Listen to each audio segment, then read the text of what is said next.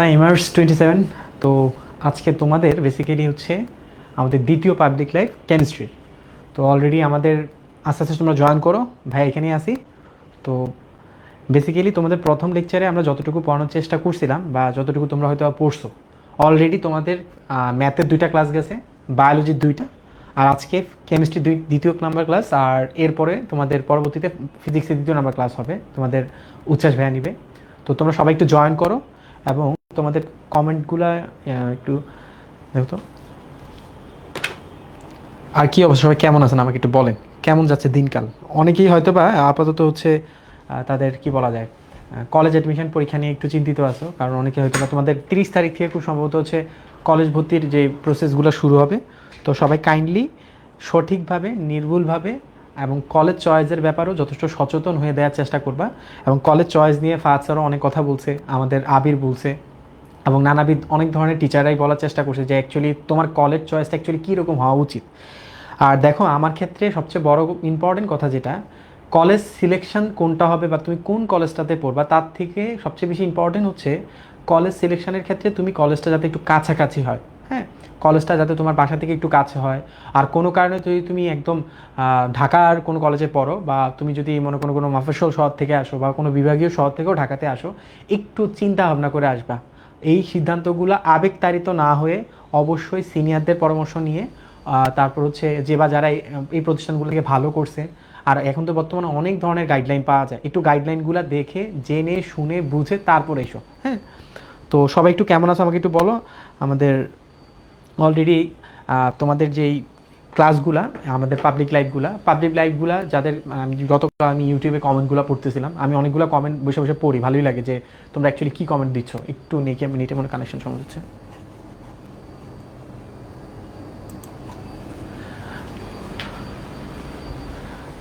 আলিফ, তারপর হচ্ছে আমাদের মার মা কেমন আছেন? হ্যাঁ, আমি আপাতত আল্লাহর রহমতে ভালো আছি এবং ক্লাস নেওয়ার পরে আরও ভালো থাকতে চাই, যাতে করে তোমরা ক্লাসে অ্যাটেন্টিভ থাকো। আর গত ক্লাসে আমাদের বেশ কয়েকজনই আমাদের নোট সাবমিট করছিল, আমি কারোটাতে কমেন্ট করতে পারছি, আবার কারোটা করতে পারিনি। বাট এর মধ্যে একজন খুবই মানে ক্লাস শেষের ঠিক 1 মিনিটের মাথায় হচ্ছে সে আমাকে ডাইরেক্ট তার নোটটা মানে সাবমিট করছে। আমি খুবই অবাক হয়েছি, সে 1 মিনিটের মাথায় হচ্ছে নোটটা দিয়ে দিছে। So it's a very good thing যে বা যারা নোট করে এখন থেকে পড়তেছো, নোট করা একটা আইডিয়াল স্টুডেন্টের একটা অনন্য বৈশিষ্ট্য। তুমি যদি এখন থেকে একটু নোট করে মেইন বইটা একটু বেশি পড়ো, এটা it will be helpful for you. হ্যাঁ, একজন তো এসে তার বান্ধবী মনে খুঁজতেছে যে কি আত্মিকা জান্নাত আসো, ঠিক আছে। তো সবাই যেটা করবা, আমরা জাস্ট ক্লাসটা একটু দেখার চেষ্টা করব, যেহেতু একদমই শুরু তোমার ইন্টার লাইফের, it is a initial part. তুমি খুবই এক্সাইটেড না হয়ে একটু শান্ত হয়ে একটু রেগুলারিটি মেনটেন করে অল্প অল্প করে এগিয়ে যাও। তারপর দেখো তুমি একটা সময় স্পিড আপ হয়ে যাবা, তুমি একটা স্পিড পেয়ে যাবা। ওকে, তো স্পিডটা পাওয়ার জন্য যেটা করতে হবে, নিজের প্রতি আত্মবিশ্বাস রাখতে হবে এবং নিজের সিলেবাস সম্পর্কে যথেষ্ট সচেতন কি বলা যায় মনোভাব নিয়ে ওই সিলেবাসটার প্রতি আগ্রহ নিয়ে পড়তে হবে। হ্যাঁ, এবং এই ক্ষেত্রে আমি একটা কথা বলি, এই ইন্টারের যে সময়টুকু এবং যে যতটুকু সিলেবাস, এই দুইটাই কিন্তু প্রপোর্শনাটলি অনেক বড় বলা যায়। এই কারণে তোমার প্রতি ক্ষেত্রেই মনে হবে যে তুমি যতটুকু পড়ছো অতটুকুই আবার ভুলে গেছো, অর্থাৎ নিজেকে গাজনি গাজনি ফিল করবা। ইট ডাজেন্ট ম্যাটার তোর ভাইও এটা গাজনি ফিল করছে। হ্যাঁ, তো এটা কোনো ম্যাটারই না। তুমি যেটা করবা যে পড়া ভুলে যাতে না যাও, এই কারণে যতটুকু আগাবা, মানে পড়া যতটুকু সামনে আগে যাবা, তারপর একটু পিছনে পিছনে আবার ফিরে আসতে হবে। ওকে, আখি, মাই নেম ইজ আখি। ওকে, ঠিক আছে স্যার, আজকে তাড়াতাড়ি করেন। ভালো আছি দাদাজান। আচ্ছা, ঠিক আছে। আমাদের অলরেডি বেশ কয়েকজন মানে ভালো একটা পার্টিসিপেন্ট আসছে, সমস্যা নেই। আমরা একটু দেখি আমাদের ইউটিউব লাইভটা ঠিক মতো চলতেছে কিনা, ইউটিউবটা একটু চেক করে নিই। আর তোমরা তোমাদের ফ্রেন্ডদেরকে মেনশন করে দাও। হ্যাঁ, সবাই সবাই সবাই সবার ফ্রেন্ডদেরকে একটু মেনশন করে দাও। হ্যাঁ,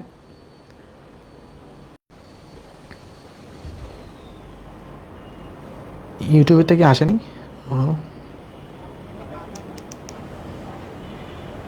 আমার কথা এবং আমাকে স্পষ্ট দেখা যাচ্ছে কিনা একটু আমাকে একটু জাস্ট জানিয়ে দাও যে ভাই আমি আপনাকে দেখতে পাচ্ছি এবং কথা স্পষ্ট শোনা যাচ্ছে। ওকে, বই হাতে পাইলে একদম পড়া শুরু করবে। হ্যাঁ, তোমাদের বই বা তোমাদের যে প্রাইসগুলো দেওয়ার কথা ছিল, আমরা উইথিন এ উইক বা কিছুদিনের মধ্যেই দিয়ে দিব। কারণ দেখো, বইগুলো দেওয়া এখনও কেন দেওয়া হয় না, একটা বড় রিজন হচ্ছে বইগুলো যদি এখনই দিয়ে দেওয়া হয় তাহলে অনেকের কাছে হয়তো বা 25-এর কোয়েশনটা যাবে না।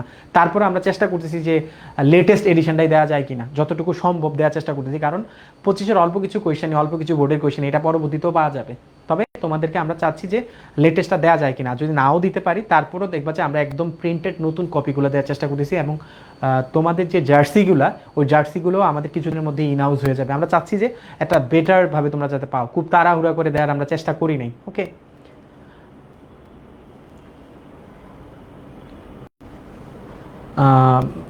ইমন খান এত লেট হয় কেন, শুরু করেন স্যার। অবশ্যই আমরা শুরু করতেছি। ওকে,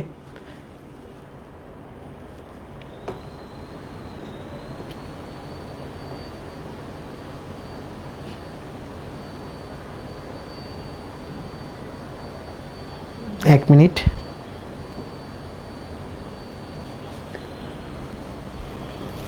আর কতদিন ফ্রি ক্লাস হবে এটা তোমাদের উপর ডিপেন্ড করে। হ্যাঁ, তোমরা অ্যাকচুয়ালি ফ্রি ক্লাসটা কতদিন চাচ্ছ বা কীরকমভাবে চাচ্ছ। আর অবশ্যই আমরা জার্সি কি ফ্রি, জার্সি শুধুমাত্র যারা প্রাইস যারা ভালো করছিল তাদেরকে দেওয়া হবে। ওকে, তো চলো আমরা শুরু করি। হ্যাঁ, ওকে। তো আচ্ছা, বেসিক্যালি হচ্ছে আমাদের গুণগত রসায়নের দ্বিতীয় লেকচার, গুণগত রসায়ন আমাদের লেকচার, এটা লেকচার 2 নাম্বার লেকচার, এটা একটু ভুল হয়েছে, এটা আমাদের 2 নাম্বার লেকচার হবে, আর অধ্যায় হচ্ছে আমাদের 2। তো চলো গুণগত লেকচারের আমরা প্রথমে, আমি বলছিলাম যে আগের দিন আমাদের পরমাণু মডেল নিয়ে আমরা একটু আলোচনা করব, এবং এখানে বেশিরভাগ পরমাণু মডেল সম্পর্কে আপনারা জানেন।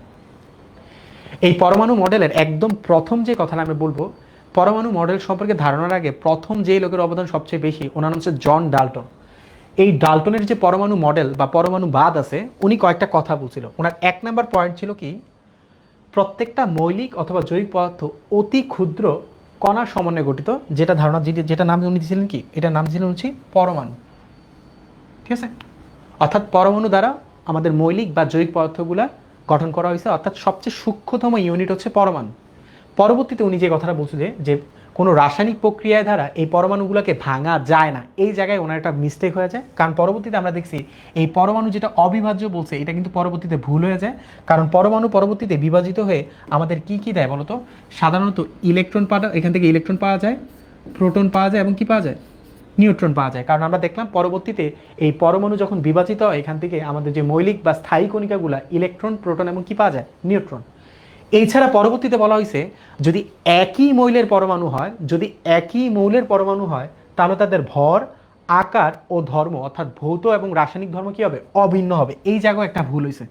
কারণ যখন আইসোটোপ আসলো, তখন আইসোটোপে দেখা গেল, যেমন আমি আইসোটোপের কথা যদি বলি, যখন আমাদের আইসোটোপ আসলো, এই আইসোটোপ আসা মাত্রই দেখা গেল এই জিনিসটা ভুল হয়ে গেল। কারণ আইসোটোপগুলোতে পারমাণবিক সংখ্যা একই থাকে, একই মৌলের পরমাণু তারা, কিন্তু তাদের কিন্তু পারমাণবিক ভর কি আলাদা থাকে, কি থাকে, আলাদা থাকে। অর্থাৎ একই মৌলের পরমাণুগুলার পারমাণবিক সংখ্যা একই আছে, কিন্তু ভর কিন্তু আলাদা হয়ে যাচ্ছে, ভর কি আলাদা হয়ে গেছে। কারণ আমরা জানি হাইড্রোজেনের 3টা আইসোটোপ আছে।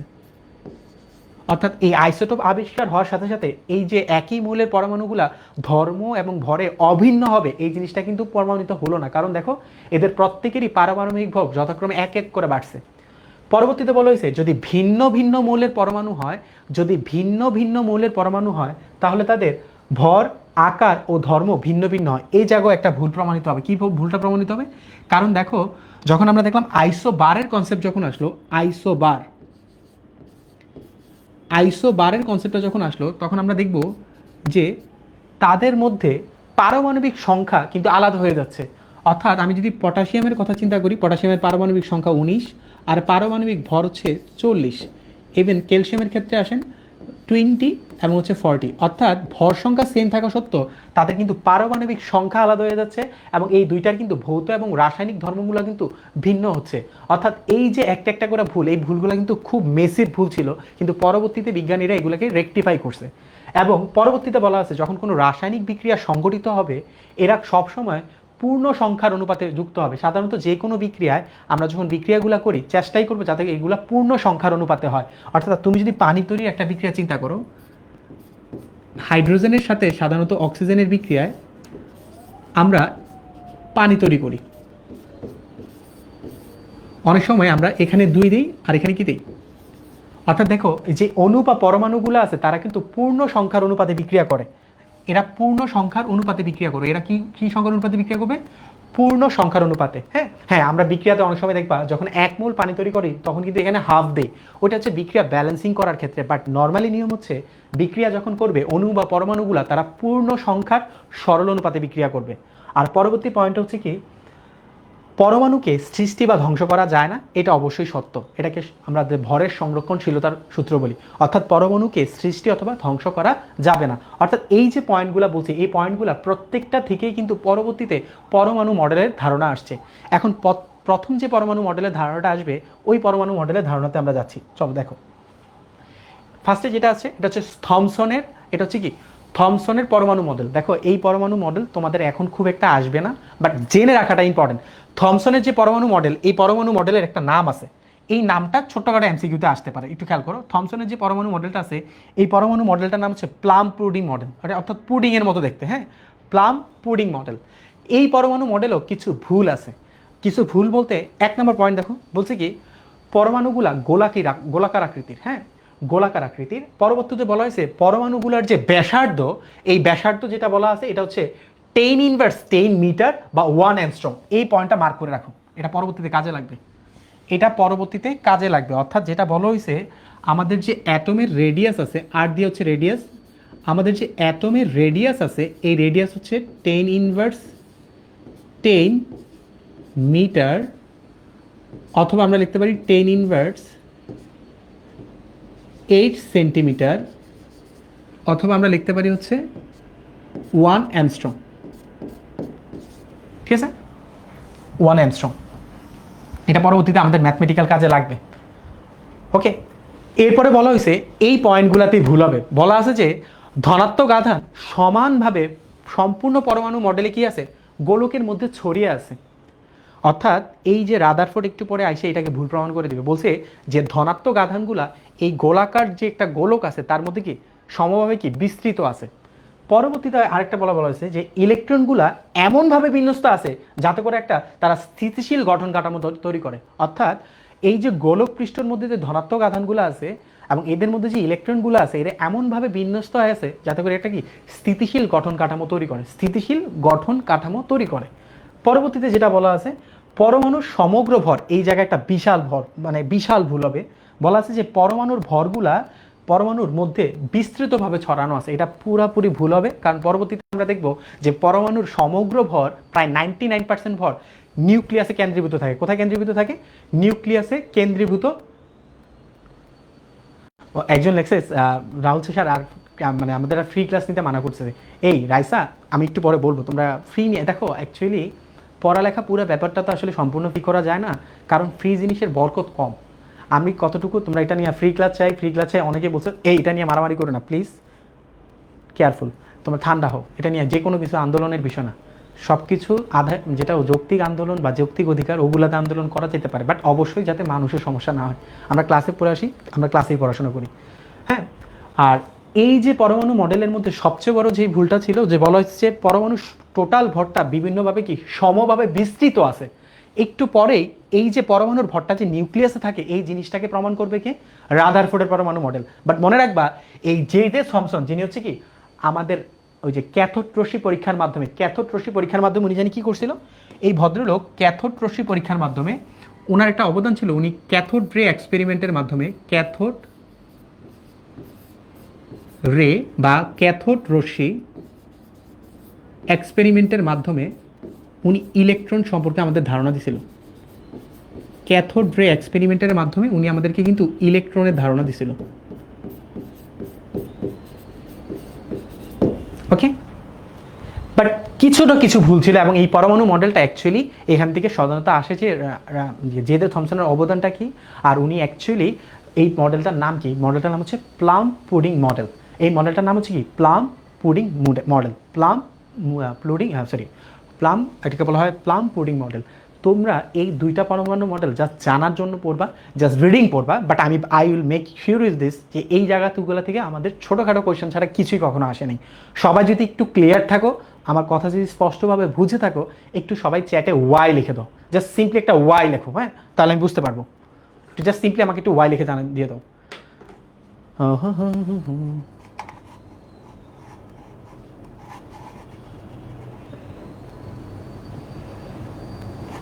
এটা জাস্ট সিম্পলি আমাকে একটু ওয়াই লেখো।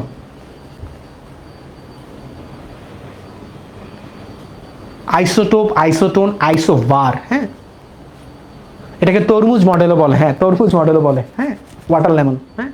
এবার দেখেন আপনাদের মেইন পড়াশোনা রাদারফোর্ড থমসনের সাথে, হ্যাঁ এটা সত্য, এই থমসনেরই স্টুডেন্ট ছিল এই ভদ্রলোক যার নাম হচ্ছে রাদারফোর্ড। হ্যাঁ, এই রাদারফোর্ড সাহেব একটা পরীক্ষা করেন। অ্যাকচুয়ালি রাদারফোর্ডের পরমাণু মডেল তোমরা যতটুকু পড়ে আসছো ওইখানে শুধু থিওরিটিক্যাল, তার যে পর্যবেক্ষণ ছিল ওই কথাগুলো লেখা ছিল। সবাই চিত্রটা দেখে একটু খেয়াল করো, চিত্রটাতে একটু খেয়াল করো সবাই। রাদারফোর্ড একটা পরীক্ষা করে, এই পরীক্ষাটার নাম ছিল আলফা কণা বিচ্ছুরণ পরীক্ষা। পরীক্ষাটার নাম কি? আলফা কণা বিচ্ছুরণ পরীক্ষা। আলফা কণা বিচ্ছুরণ পরীক্ষা, বিচ্ছুরণ পরীক্ষা। এই পরীক্ষায় উনি অ্যাকচুয়ালি কী কী ইউজ করছেন প্লিজ খেয়াল করো। এবার কেউ একটু দুষ্টামি করো না, এবার সবাই একটু মনোযোগ দাও। হ্যাঁ, উনি আলফা কণা বিচ্ছুরণ পরীক্ষার মাধ্যমে এই এই ভদ্রলোকের নাম হচ্ছে আর্নেস্ট রাদারফোর্ড। ওনার ভদ্রলোকের নাম হচ্ছে আর্নেস্ট রাদারফোর্ড।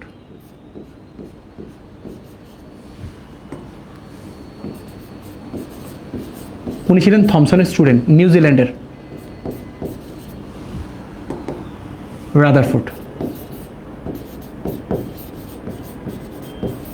উনি অ্যাকচুয়ালি এই এক্সপেরিমেন্টটা করার জন্য যে অ্যাপারেটাস বা যে যন্ত্রপাতিগুলো ইউজ করছিলেন, উনি ফার্স্টে একটা তেজস্ক্রিয় মৌল নিয়েছিলেন। কী নিয়েছিলেন? একটা তেজস্ক্রিয় মৌল, একটা তেজস্ক্রিয় মৌল নিয়েছিলেন। মৌলটা ছিল হচ্ছে রেডিয়াম। এই তেজস্ক্রিয় মৌলটাকে উনি একটা লেডের তৈরি পাত্রের মধ্যে রাখছে। এই যে স্কোয়ার শেপের যে পাত্রটা দেখছো এটা হচ্ছে লেডের তৈরি। কিসের তৈরি? লেড। হ্যাঁ, এটা লেডের তৈরি। এই লেডের তৈরির পাত্রের মধ্যে এই রেডিও অ্যাক্টিভ এলিমেন্টসটা, যেটা হচ্ছে তেজস্ক্রিয় মৌল, এই তেজস্ক্রিয় মৌল থেকে একটা কণা বেরোয় যেটা নাম হচ্ছে আলফা পার্টিকেল। এটা নাম হচ্ছে কি? আলফা কণা, আলফা পার্টিকেল। আলফা পার্টিকেলটা বেসিক্যালি হচ্ছে দ্বিধনাত্মক চার্জযুক্ত। বিশেষ করে দেখো তোমাদের অনেক অনুধাবনমূলক মানে জ্ঞানমূলক কোয়েশ্চেন আসে যে আলফা কণা অ্যাকচুয়ালি কি।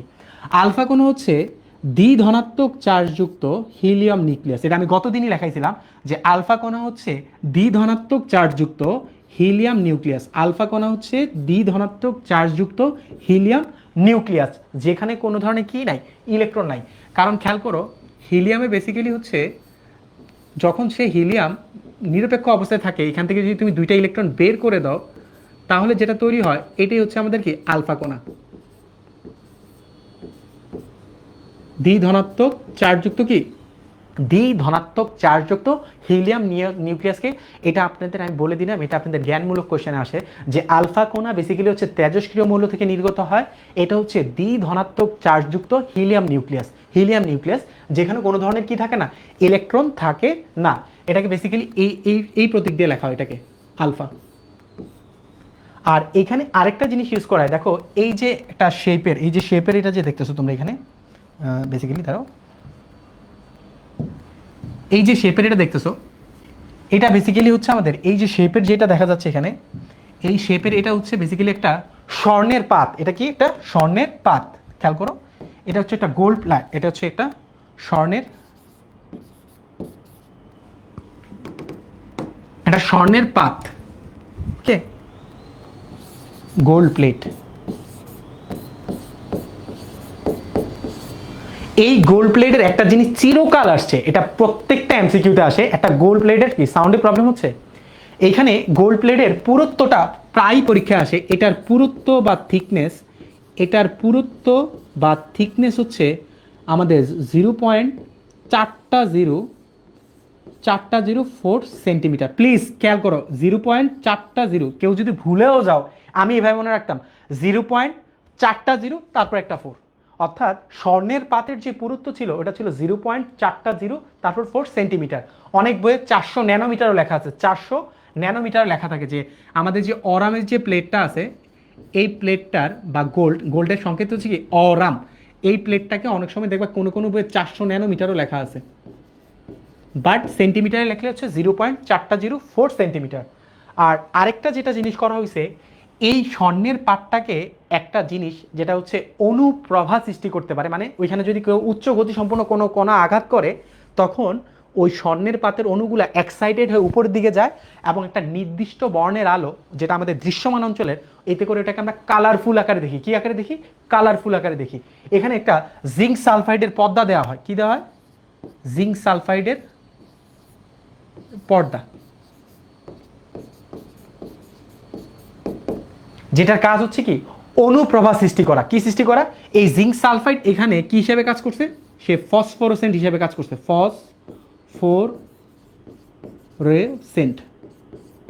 ফসফোরেসেন্ট। কারণ এখানে যখন উচ্চ গতিসম্পন্ন কোনো কণা আঘাত করবে তখন এই গোল্ডের পাতে এই জিঙ্ক সালফাইডের মধ্যে থাকা ইলেকট্রনগুলা নিম্ন শক্তিস্তর থেকে উচ্চ শক্তিস্তরে যাবে, আর একটা নির্দিষ্ট শক্তিস্তরের আলো, একটা নির্দিষ্ট বর্ণের আলো আমরা তখন দেখতে পারবো, অর্থাৎ সে দীপ্তিমান হবে, অর্থাৎ তাকে কালারফুল দেখা যাবে। বুঝতে পারছো? তাকে কি দেখা যাবে?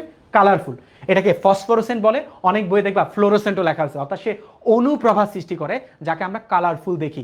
উচ্চ গতিসম্পন্ন কোনো কণা যখন এখানে আঘাত করে তখন এই জিঙ্ক সালফাইডের মধ্যে থাকা পরমাণুগুলা নিম্ন শক্তিস্তর থেকে উচ্চ শক্তিস্তরে যায়। এখন ফিরে আসার সময় সে একটা নির্দিষ্টের বর্ণের আলোর তরঙ্গ দৈর্ঘ্য আমাদের চোখে দেখা যায় এবং ওই আলোর তরঙ্গ দৈর্ঘ্যটা আমাদের দৃশ্যমান অঞ্চলের সমান হয়। এই কারণে আমরা তাকে কি দেখি? কালারফুল দেখি। বুঝতে পারবা? ক্লিয়ার সবাই? এবার দেখো, অর্থাৎ ম্যাটেরিয়ালগুলো দেওয়া আছে এবং এখানে যেটা করা হয়েছে, এই লেখাগুলো একটু ছোট আছে বাট আমি একটু বলি। এই যে লেডের যে পাত্রটা আছে, এই পাত্রটার মধ্যে আমরা একটা রেডিও অ্যাক্টিভ এলিমেন্ট রেডিয়ামকে নিছি। এই রেডিয়াম কণা থেকে আমাদের এখানে এখানে যে বেরোচ্ছে এগুলো হচ্ছে আলফা পার্টিকেল বা ধনাত্মক চার্জযুক্ত হিলিয়াম নিউক্লিয়াসের রশ্মি। দেখবা বেশিরভাগ রশ্মি সোজা চলে যাচ্ছে। তিনটা ঘটনা ঘটবে, যে বেশিরভাগ রশ্মি সোজা চলে যাচ্ছে, 20,000-এর মধ্যে একটা সার গতিপথকে বিপরীত দিকে নিচ্ছে, আর হচ্ছে কিছু তার ডিরেকশন পরিবর্তন করতেছে। অর্থাৎ এই আলফা কোণা বিচ্ছুরণ পরীক্ষায় যেই সিদ্ধান্তগুলো বা যেই পর্যবেক্ষণগুলো পাওয়া যায় এখানে পরবর্তীতে দেওয়া আছে। যে এখানে একটা চিত্র আঁকা হয়েছে, এই চিত্রটা একটু সবাই খেয়াল করো। এখানে একটা পরমাণু নেওয়া হয়েছে, এটা হচ্ছে গোল্ডের পরমাণুটা, আর এখান থেকে আমাদের আলফা কোণাগুলা একের পর এক এখানে কি ফায়ার করা হচ্ছে, মানে কি বোমবার্ড হচ্ছে। এই আলফা কোণা যেগুলো যেহেতু ধনাত্মক চার্জযুক্ত, এখানে দেখা যাচ্ছে কি যেটা একদম নিউক্লিয়াস বরাবর যাচ্ছে, 20,000-এর মধ্যে একটা যেটা আমাদের একদম নিউক্লিয়াস বরাবর যাচ্ছে, ওইটা তার গতিপথে বিপরীত দিকে আসতেছে। অর্থাৎ কি পজিটিভকে কি করতেছে? বিকর্ষণ করতেছে।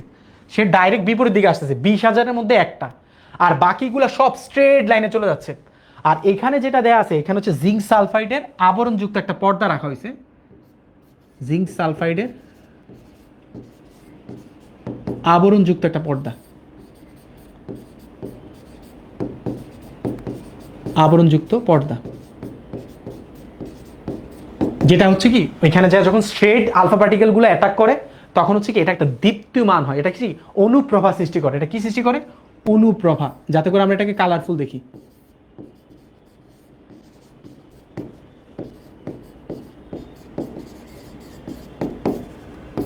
ঠিক আছে? এখানে তিনটা ঘটনার কথা লিখছে, দেখো তিনটা ঘটনা। যে দেখা গেছে যে অধিকাংশ লিখছে প্রায় 99% আলফা কণাই সোজাসুজি ভ্যাট করে চলে যায় এবং জিঙ্ক সালফাইডের পর্দাটাকে কি আলোকিত করে বা দীপ্তিমান করে। আর মাত্র কয়েকটি কণা, দেখো যেই কণাগুলো আমি একটু জাস্ট একটু অন্য কালার দিয়ে মার্ক করে দেখাই, দেখো এখানে যেই কণাগুলো এই বরাবর আসছে তারা কিন্তু যেহেতু হিলিয়াম নিউক্লিয়াস ধনাত্মক, সেই নিউক্লিয়াসের যত কাছাকাছি আসতেছে এই কাজ কারণ কিছু দাঁড়াও, এই জায়গায় এসে তারা কি হচ্ছে, এখানে এসে তারা কি হচ্ছে, যেহেতু পজিটিভ চার্জ পরস্পরকে কি করবে? বিকর্ষণ করতেছে। আবার দেখো যত কাছাকাছি তত এখানে কি বিকর্ষণ হচ্ছে, পজিটিভকে বিকর্ষণ করতেছে, যাত্রা পথে তাদের কি ডিরেকশনটা চেঞ্জ করে দিচ্ছে। আর 20,000-এর মধ্যে একটা যেটা একদম নিউক্লিয়াস বরাবর আসছে, ওটা ডাইরেক্ট 180 ডিগ্রি অ্যাঙ্গেলে কি করতেছে? রিটার্ন করতেছে। অর্থাৎ তিনটা গুরুত্বপূর্ণ কথা, যে পরমাণুর ভিতরে বেশিরভাগ জায়গায় হচ্ছে খালি, এবং এই খালি জায়গাগুলোর মধ্যে মূলত ইলেকট্রনগুলো নির্দিষ্ট বৃত্তাকার পথে কি করে? আবর্তন করে। আর পরবর্তীতে দেখা গেল কিছু কিছু কণা যেগুলো নিউক্লিয়াসের একদম কাছাকাছি যায় তারা হচ্ছে কি বেঁকে যাচ্ছে, কারণ পজিটিভ চাষে কি বিকর্ষণ করে তাদের ডিরেকশন চেঞ্জ করে দিচ্ছে বা বাঁকায় দিচ্ছে। আর 20,000-এর মধ্যে একটা যেটা একদম সম্পূর্ণ নিউক্লিয়াসের মাঝ বরাবর আসতেছে, ওটা তার কি করতেছে?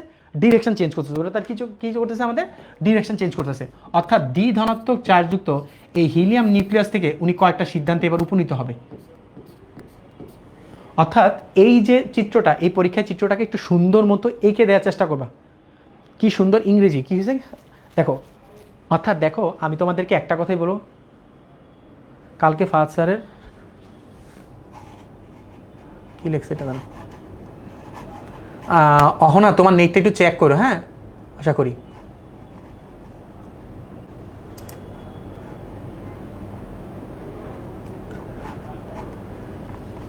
ওকে, সবাই ক্লিয়ার?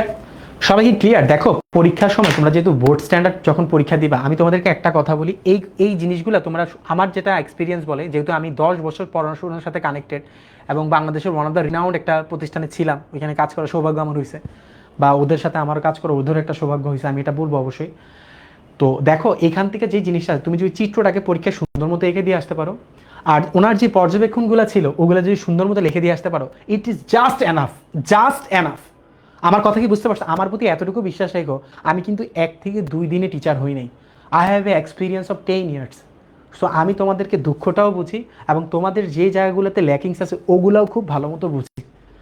তো আমি যা বলি জাস্ট সিম্পলি ওইভাবে লিখে দিয়ে আসবে। এবার দেখো রাদারফোর্ডের এই পরমাণু মডেলের এই পর্যবেক্ষণগুলা, এই 3টা কথা জাস্ট হুবহু লিখে দিয়ে আসবে, এই পর্যবেক্ষণগুলো সুন্দর মতো জাস্ট লিখে দিয়ে আসবে। আজকে পড়ার পরে বাসায় যদি কেউ একবার পড়ে, এটা ভুলার কোনো সম্ভাবনাই আমি দেখি না, যদি তুমি নিজে ইচ্ছা করে ভুলতে না চাও। ঠিক আছে, বুঝতে পারছেন? ক্লিয়ার সবাই? এইবার চলেন, এই রাদারফোর্ডের পরমাণু মডেল থেকে উনি কয়েকটা সিদ্ধান্তে উপনীত হয়, এই সিদ্ধান্তগুলোকে পয়েন্ট আকারে অল্প কথায় লেখার চেষ্টা করবা। ঠিক আছে? 1 নাম্বার বলছে যে পরমাণুর মধ্যে বেশিরভাগ জায়গায় ফাঁকা, কারণ অধিকাংশই আলফা কণা কি ওই যে ছেদ করে বা ভেদ করে চলে যাচ্ছে। 1 নাম্বার পয়েন্ট। 2 নাম্বার পয়েন্টে বলছে সবচেয়ে ইম্পর্টেন্ট পয়েন্ট এবং সবচেয়ে তাৎপর্যপূর্ণ পয়েন্ট, যে পরমাণুর কেন্দ্রে অবশ্যই ধনাত্মক চার্জযুক্ত কেউ আছে, এবং এই ধনাত্মক চার্জযুক্ত ভারী যে জিনিসটা আছে নাম উনি কি দিলেন? নিউক্লিয়াস। এটা কি দিলেন? এই নিউক্লিয়াস বেসিক্যালি রাদারফোর্ডের পরমাণু মডেলের সবচেয়ে তাৎপর্য জিনিস হচ্ছে রাদারফোর্ড আমাদেরকে নিউক্লিয়াস সম্পর্কে ধারণা দেয়, এবং পরমাণুর তুলনায় নিউক্লিয়াস কিন্তু আসলেই অতি ক্ষুদ্র। পরমাণুর তুলনায় নিউক্লিয়াস আসলেই অতি ক্ষুদ্র। আমি একটু পরে এটা দেখাচ্ছি। ইলেকট্রনগুলা নিউক্লিয়াসের চারোদিকে সৌরজগতের গ্রহণ নাকি ঘুরতে থাকে। এই কারণে ওনার এই মডেলটার নাম হচ্ছে, এই কারণে ওনার এই মডেলটার আরেকটা নাম হচ্ছে solar system model. Solar system model.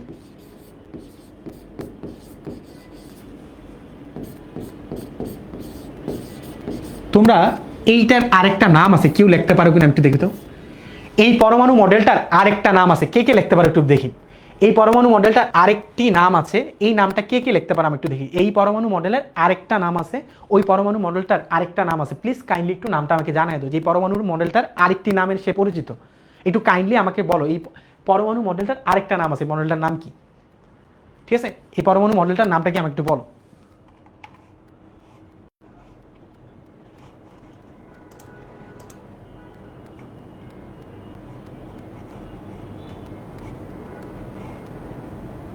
তোদের কমেন্ট পড়া যাচ্ছে না কেন?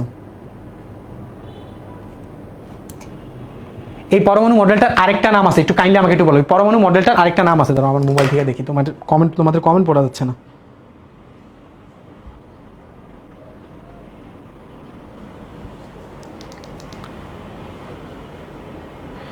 এই পরমাণু মডেলটার আরেকটা নাম আছে, একটু কাইন্ডলি একটু বলো।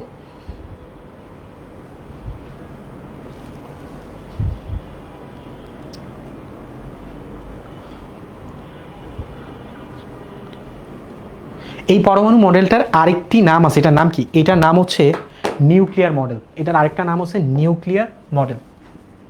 যেহেতু নিউক্লিয়াস ইয়ে করছে, এটার নাম হচ্ছে নিউক্লিয়ার মডেল।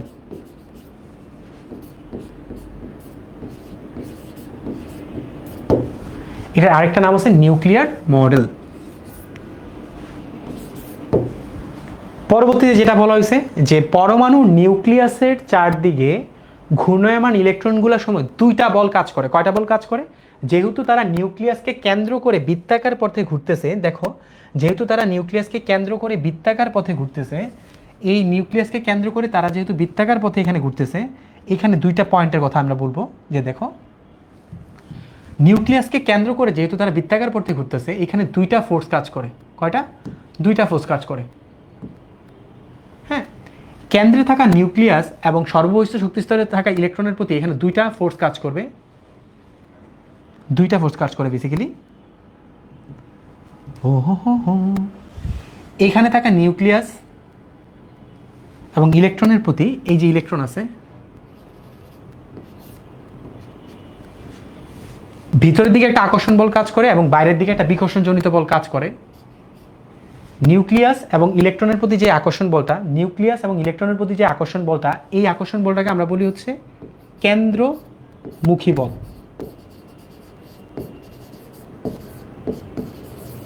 আর এই ইলেকট্রনটা বাইরে চলে যাওয়ার জন্য যে আকর্ষণ বলটা কাজ করে এটাকে বলা হয় কেন্দ্র বিমুখী বল। যেহেতু চার্জিত বস্তু কোনো একটা বৃত্তাকার কক্ষপথে ঘুরতেছে, ইলেকট্রনের প্রতি নিউক্লিয়াসের যে আকর্ষণ বল, ইলেকট্রনের প্রতি নিউক্লিয়াসের যে আকর্ষণ বল এটাকে বলা হয় কেন্দ্রমুখী বল। আর ইলেকট্রন বৃত্তাকার পথে বাইরে ছিটকে যাওয়ার জন্য যে বলটা এটাকে বলা হয় কেন্দ্র বিমুখী বল।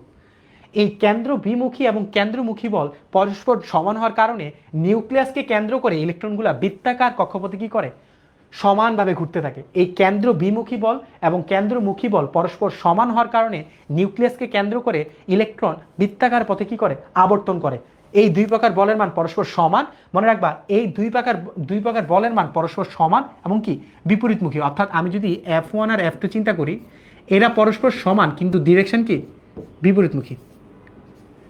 এদের মান সমান কিন্তু পরস্পরের ডিরেকশন কি বিপরীতমুখী, একে অন্যের সাপেক্ষে কি বিপরীতমুখী। ওকে, অর্থাৎ এদের মান সমান কিন্তু চিহ্ন কি বিপরীতমুখী।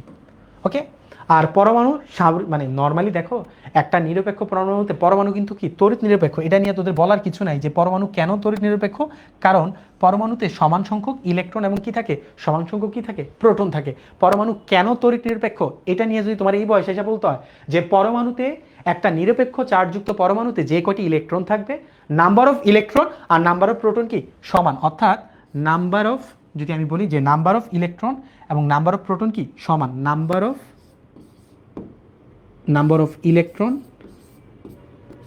আর নাম্বার অফ কি প্রোটন সমান হওয়ার কারণে পরমাণু কি অ্যাটম হচ্ছে নিউট্রন, পরমাণু তড়িৎ নিরপেক্ষ।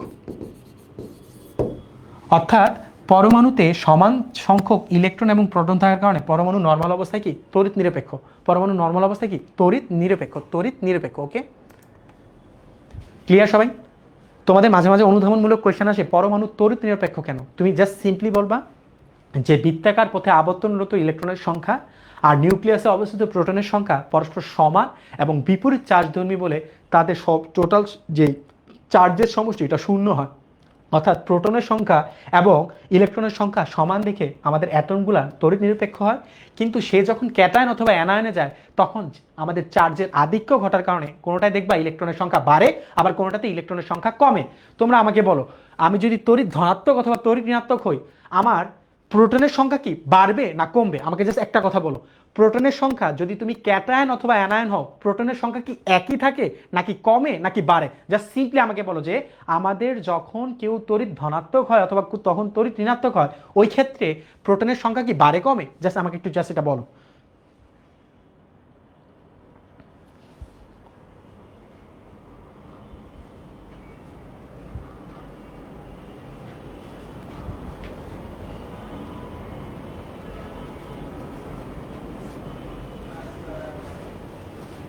অর্থাৎ তড়িৎ ঋণাত্মক যদি হয় অথবা তড়িৎ ধনাত্মক হয়, বলো একটু তো।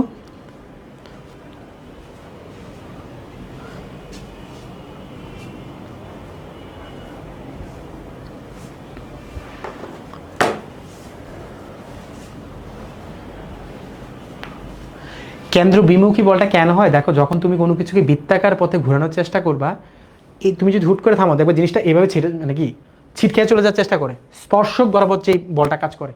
নাহলে তো সে চিরকালই কিরকম বৃত্তাকার পথে ঘুরতো, তাই না? যেমন তুমি যদি দড়ি দিয়ে বেঁধে কোনো কিছু ঘুরাও, ঘুরা কোনো কারণে যদি সে এখান থেকে খুলে যায়, তখন দেখবে কি সে একটা স্পর্শক বরাবর কি বলে ছুটে যায় না? এটা হচ্ছে কেন্দ্র বিমুখী বলের সৃষ্টি করে ওইখানে, ঠিক আছে? কিন্তু ওই যে তার এই যে সমান পরিমাণ বলে আবার সে কেন্দ্র বরাবর আকর্ষিত হয়। এখানে যেহেতু আকর্ষণ বল আছে, এই আকর্ষণ বলটা নাম হচ্ছে কেন্দ্রমুখী বল, এটার কাউন্টার পার্ট হচ্ছে কি কেন্দ্র বিমুখী বল। ওকে, ক্লিয়ার সবাই? এবার চলুন, ওনার কিছু সীমাবদ্ধতা ছিল। একদম প্রথম সবচেয়ে ভুল ছিল, উনি যেহেতু সৌরজগতের সাথে এটাকে কম্পেয়ার করছে, সৌরজগতে থাকা সূর্য বা অন্য গ্রহ উপগ্রহগুলা এগুলো কিন্তু তড়িৎ নিরপেক্ষ। কিন্তু আমাদের ইলেকট্রন এবং প্রোটন এগুলো কিন্তু চার্জযুক্ত, অর্থাৎ সৌরজগতের গ্রহগুলো ছিল চার্জ নিরপেক্ষ। তাহলে তোমার প্রথমেই সবচেয়ে বড় ভুল ছিল যে সৌরজগতের সাথে কম্পেয়ার করাটা। 2 নম্বর পয়েন্ট ছিল কি, ম্যাক্সওয়েলের তড়িৎচুম্বকীয় তথ্য অনুযায়ী। দেখো ম্যাক্সওয়েলের তড়িৎচুম্বকীয় তথ্য অনুযায়ী যেটা হয় কি, বৃত্তাকার পথে যখন কেউ ঘুরতেছে, যখন বৃত্তাকার পথে কোনো চার্জিত বস্তুকণা ঘুরে, তখন সে আস্তে আস্তে চার্জকে বিকিরণ করতে করতে সে তার এই গতিপথটা কমাইতে কমাইতে কমাইতে কমাইতে কমাইতে কমাইতে একটা সময় কি কেন্দ্রে এসে পতিত হবে। কোথায় এসে পতিত হবে? কেন্দ্রে এসে পতিত হবে। অর্থাৎ চার্জিত বস্তুকণা যদি বৃত্তাকার পথে রোটেট করতে থাকে, তখন সে কন্টিনিউয়াসলি শক্তিকে বিকিরণ করবে, আর একটা সময় এই ইলেকট্রনকে নিউক্লিয়াস থেকে পৃথক করে রাখা মডেলটার অস্তিত্বের বিলীন ঘটবে, কারণ এই চার্জিত বস্তুকণা আস্তে আস্তে শক্তি হারাবে এবং কন্টিনিউয়াসলি তার বৃত্তাকার পথের ব্যাসার্ধ কমিয়ে ফেলে এই নিউক্লিয়াস থেকে ইলেকট্রনকে পৃথক করে রাখা মডেলটার কোনো অস্তিত্বই থাকবে না। অর্থাৎ ম্যাক্সওয়েলের তাড়িৎচুম্বকীয় তথ্য অনুযায়ী কিন্তু এটা টিকলো না। আর পরবর্তীতে উনি কোনো ধরনের বর্ণালীর কথা উল্লেখই করতে পারে নাই, যেহেতু রাদারফোর্ড ইনিশিয়ালি স্টার্ট করছিল, করতে পারে না এটা কোনো অসামঞ্জস্যতা না, এটা কোনো তার অযোগ্যতা না, বাট উনি এই বর্ণালী বা স্পেকট্রাম এই রিলেটেড কোনো ধারণাই উনি দিয়ে যেতে পারে নাই। এটা ওনার মোটেও কোনো ব্যর্থতা ছিল না, বাট ওই সময় হয়তো এটা অ্যাভেলেবেল হয় নাই, বা ওই সময় ধারণাটার কনসেপচুয়াল ডেভেলপমেন্টই হয় না। বাট পরবর্তীতে দেখা গেছে যে এই বর্ণালী রিলেটেড ধারণা আমাদের বোর্ড দিবে। ওকে, অর্থাৎ এখানে যে পয়েন্টগুলো আমরা বললাম, এই পয়েন্টগুলোকে একটু জাস্ট বাসায় একবার করে দেখবা। আমি জাস্ট পড়ি, আমি যখন একাডেমিক স্টুডেন্ট ছিলাম আমার টিচার শুধু একবার পড়াইছে, এরপরে আমি আর এটা কোনোদিনও উল্টে দেখিনি, কারণ আমার যেটা মনে হয়েছে যে এই পয়েন্টগুলো আমি যদি বেশ কয়েকবার একটু একটু করে পড়ি। তুই কি আদুন কোচিং সেন্টার ভাই, মানে কি সারাদিনই কোচিং সেন্টার করো তোমরা? কি নিজের পারিবারিক আলোচনা করতেছো এখানে? মাইক দিব সবগুলো ধরে, ঠিক আছে? ক্লাসে focus, please be focus on your class. Okay, এবার চল রাদারফোর্ডের পরমাণু মডেল, এই যে এইগুলোর উত্তরগুলো একটু আপনারা দেন। এবার আপনারা একটু দেন যে এই কোশ্চেনগুলো আপনারা দেন যে রাদারফোর্ডের পরমাণু মডেল পরীক্ষায় অনুপ্রভা সৃষ্টিকারী পদার্থের নাম কোনটা? রাদারফোর্ড যে পরমাণু মডেল পরীক্ষাটা করছে, এখানে অনুপ্রভা অ্যাকচুয়ালি কারা সৃষ্টি করে? এটা আপনারা একটু দেন। রাদারফোর্ডের পরমাণু মডেল পরীক্ষায় অনুপ্রভা অ্যাকচুয়ালি কারা সৃষ্টি করে? রাদারফোর্ডের পরমাণু মডেল পরীক্ষায় অনুপ্রভা কারা সৃষ্টি করে একটু বলো। রাদারফোর্ডের পরমাণু মডেল পরীক্ষায় অনুপ্রভা বেসিক্যালি সৃষ্টি করে হচ্ছে আমাদের জিঙ্ক সালফাইড। কে সৃষ্টি করে? Zinc sulphide. কে সৃষ্টি করে আমাদের? Zinc sulphide. একেসি, হ্যাঁ হয়েছে। তারপরে এটা হচ্ছে অহনা হয়েছে, সামিয়ার হয়েছে, সামিয়া জাহান,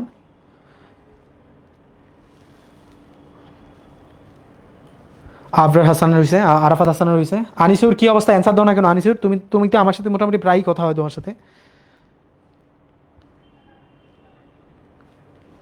রেদওয়ান আহমেদের হয়েছে, very good, impressing, very good. যেবার যারা চেষ্টা করছে তাদের প্রত্যেককে থ্যাংক ইউ। আর যারা লাইভে থেকেও নিজের ব্যক্তিগত চ্যাট করতে চাই, ইট ইজ রিয়েলি শেমফুল। তোমরা চেষ্টা করবে লাইভটাকে ইন্টারেক্টিভলি অ্যান্সার করার জন্য, কারণ ক্লাস থেকে যদি কিছু শিখে যাও বাসায় তোমার পড়া অনেকটাই কমে যাবে, ঠিক আছে? এতগুলো সিরি লেখার দরকার নাই।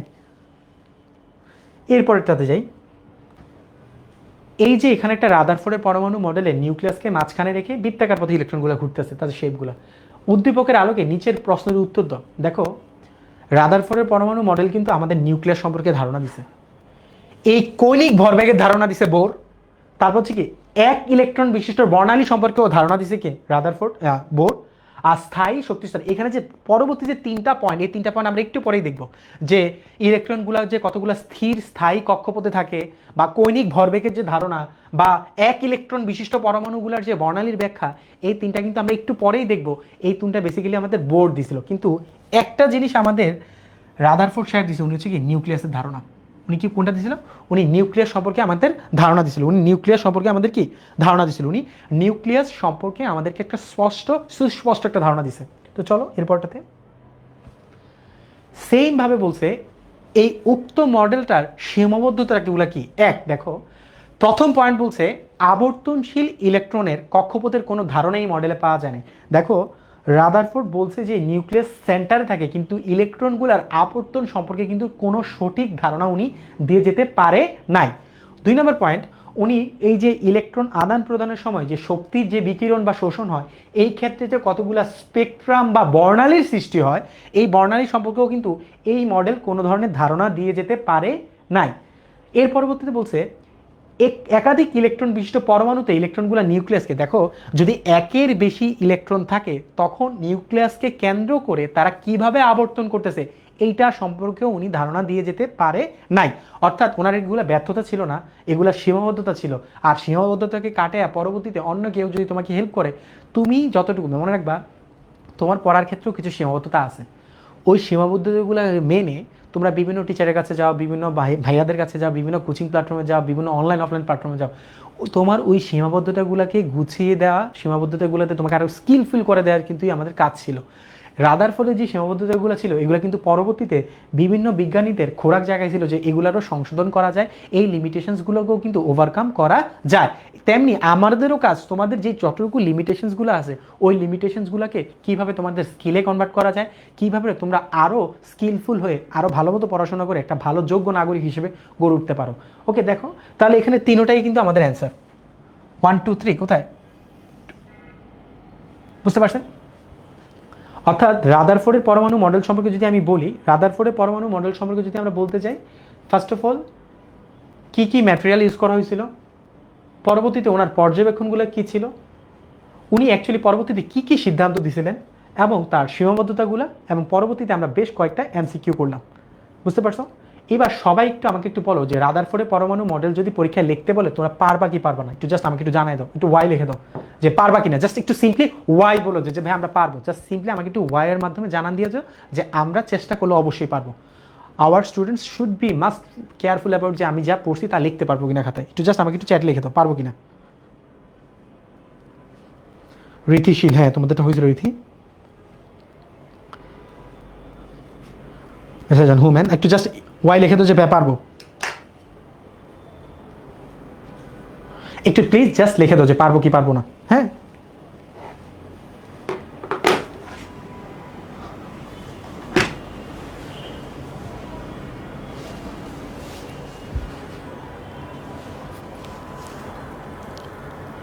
তোমরা অনেকেই দেখি একজন একজনের চুপ করার জন্য বলতেছো, বাট যে বা যারা চুপ করবে তারা সব হাউল আঙ্কেল, ঠিক আছে? ঠিক আছে, যে বা যারা শুধু শুধু অহেতুক কথা লিখবে তারা সব হাউল আঙ্কেল, ঠিক আছে?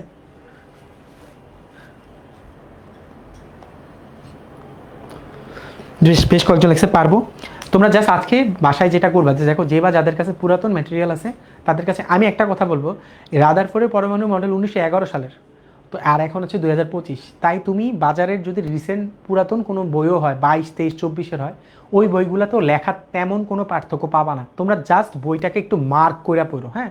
কারণ কেউ এখানে ক্যান্ডিডেট ইন ফিউচার মেডিকেলের আছে, কেউ এখানে ক্যান্ডিডেট ইন ফিউচার ইঞ্জিনিয়ারিংয়ের আছে, আবার কেউ হয়তো ইন ফিউচার ভার্সিটিতে যাবে। এই কারণে পার্টিকুলার একটা পাঠ্য বইয়ের লাইনগুলোকে একটু মার্ক করে পড়ার জন্য আমি খুবই এমফাসাইজ করবো, বিশেষ করে যারা মেডিকেল এক্সপিরিয়েন্স আছো, যারা ইন ফিউচারে মেডিকেলের জন্য প্রস্তুতি করবা। বাট একাডেমিক লাইফের থেকে যদি গুছিয়ে নাও তাহলে তোমার অ্যাডমিশনের যাত্রাটা যেহেতু 4 মাসের তোমার জন্য অনেক হেল্পফুল হবে, ঠিক আছে?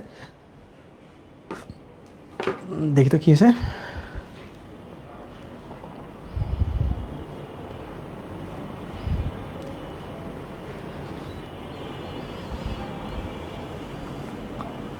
ওকে, তো চলেন আমরা একটু সামনে যাই।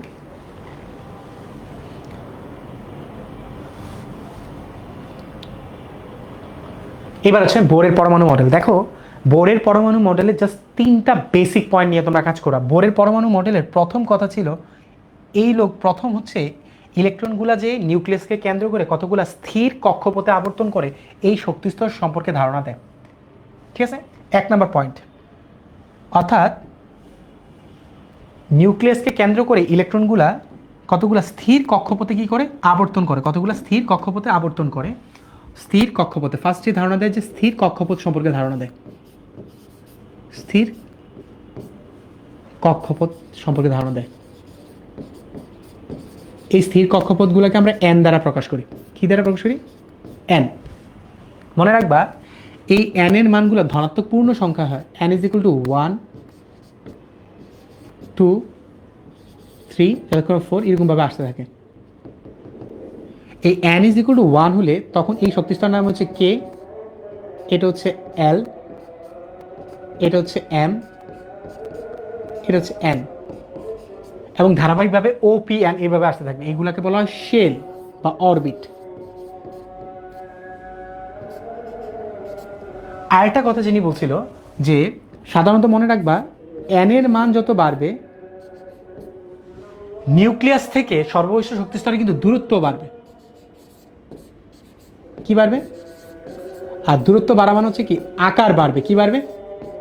আকার আস্তে আস্তে বড় হওয়া শুরু করবে। আর আরেকটা কথা হচ্ছে কি, যে কোনো প্রধান শক্তি স্তরে ম্যাক্সিমাম ইলেকট্রন কটা থাকতে পারে? যে কোনো প্রধান শক্তি স্তরে ম্যাক্সিমাম ইলেকট্রন থাকবে হচ্ছে 2n²। যে কোনো প্রধান শক্তি স্তরে ম্যাক্সিমাম ইলেকট্রন থাকবে কি 2n²। যে কোনো প্রধান শক্তি স্তরে ইলেকট্রন থাকবে 2n²। এরপরে যে কথাটা বলছে, যেহেতু ইলেকট্রন নিউক্লিয়াসকে কেন্দ্র করে কৌণিকভাবে ঘুরে, এই ক্ষেত্রে যে ভরবেগটা পাওয়া যাবে ওইটাকে বলা হবে কৌণিক ভরবেগ। কি বলা হবে ওইটাকে? কৌণিক ভরবেগ। একটা সার্টেন অ্যাঙ্গেলে একটা বৃত্তাকার পথে সে যেহেতু ঘুরতেছে, এই ক্ষেত্রে আমরা যে ভরবেগটা পাবো এটাকে বলা হবে কৌণিক ভরবেগ। বলা আছে বৃত্তাকার পথে আবর্তনশীল ইলেকট্রনের কৌণিক ভরবেগ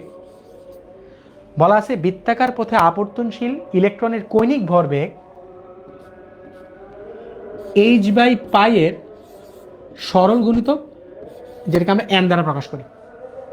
এই মানটা কিন্তু প্রত্যেকটা ইলেকট্রনের জন্য একটা ফিক্স এবং নির্দিষ্ট মান আছে। অর্থাৎ বৃত্তাকার পথে আবর্তনশীল প্রত্যেকটি ইলেকট্রনের কৌণিক ভরবেগের মান h/2π এর সরল গুণিতক বা অখণ্ড গুণিতক হবে।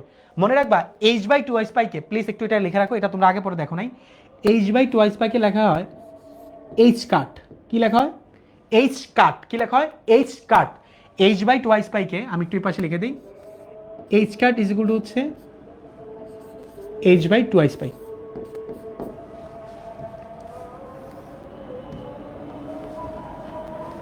অর্থাৎ কৌণিক ভরটা হচ্ছে nh/2π আর h/2π ইজ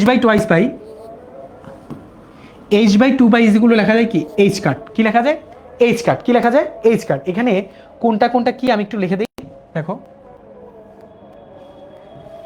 এখানে mটা হচ্ছে ইলেকট্রনের ভর, mটা হচ্ছে ইলেকট্রনের ভর, এটা আগে তিনি পড়ানো হয়েছে। এখানে ভিটা হচ্ছে ইলেকট্রনের সরল রৈখিক বেগ। কি বেগ? সরল রৈখিক বেগ।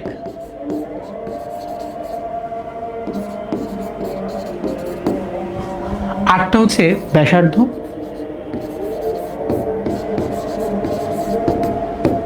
আর এইচটাকে বলা হয় হচ্ছে, এই যে এইচটাকে বলা হয় প্লাঙ্ক কনস্ট্যান্ট। মনে রাখবা, যা শিখতেছো এটা ফিজিক্স, কেমিস্ট্রি, ম্যাথ সব জায়গায় কাজে লাগবে। এই প্লাঙ্কস যে কনস্ট্যান্ট আছে, এটা ফিজিক্স, কেমিস্ট্রি, ম্যাথ সব জায়গায় তোমার কাজে লাগবে। এটা তোমার ফিজিক্স, কেমিস্ট্রি, ম্যাথ সব জায়গায় কাজে লাগবে। এটাকে বলা হয় প্লাঙ্কস কনস্ট্যান্ট।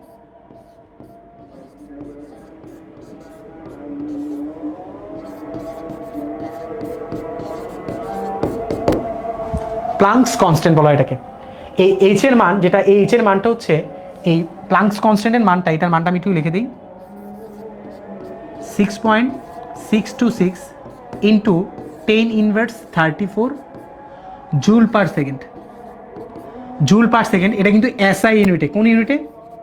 এসআই ইউনিটে। 6.626 10⁻34 জুল পার সেকেন্ড। হ্যাঁ, জুল পার সেকেন্ড। ওকে, একটা মিনিট।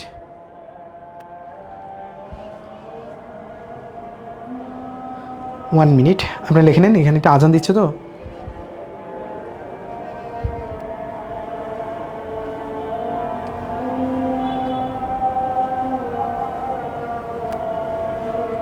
এখানে আজান দিচ্ছে, একটু যাও।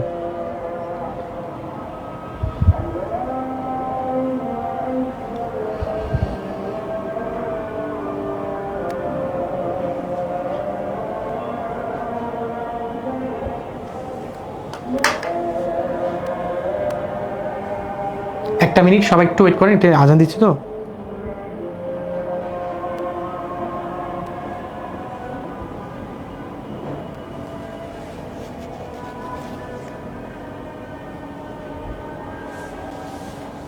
দেখো, এই প্লাঙ্কের যে কনস্ট্যান্ট, এই প্লাঙ্কের 6.626 10⁻34 জুল সেকেন্ড। ওকে, তারা এখানে জুল পার সেকেন্ড না, জুল সেকেন্ড হবে। Joule second.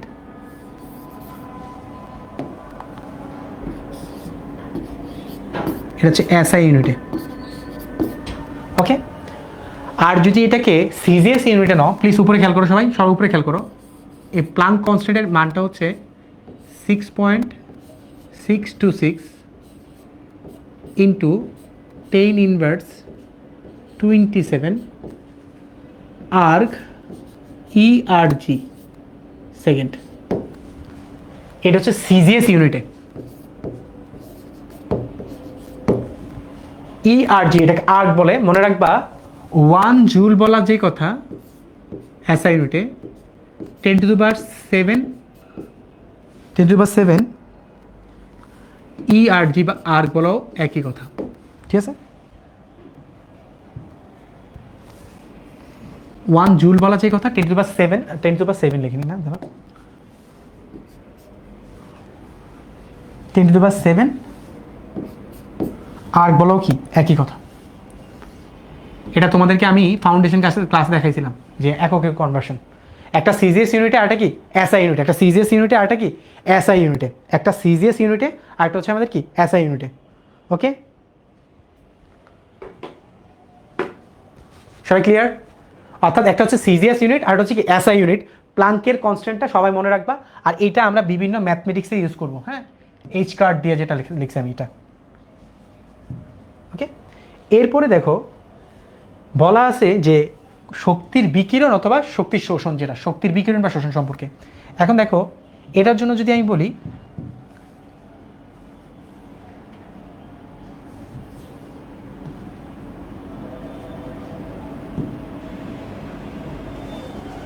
খেয়াল করেন একটা ইলেকট্রন, মনে করো একটা শক্তিস্তর হচ্ছে আমাদের E1 আর হচ্ছে কি E2।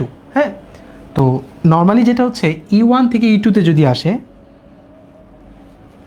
যদি একটা ইলেকট্রন E1 থেকে E2-তে আসে, ওকে, একটা ইলেকট্রন যদি E1 থেকে E2-তে আসে, অথবা একটা ইলেকট্রন যদি E2 থেকে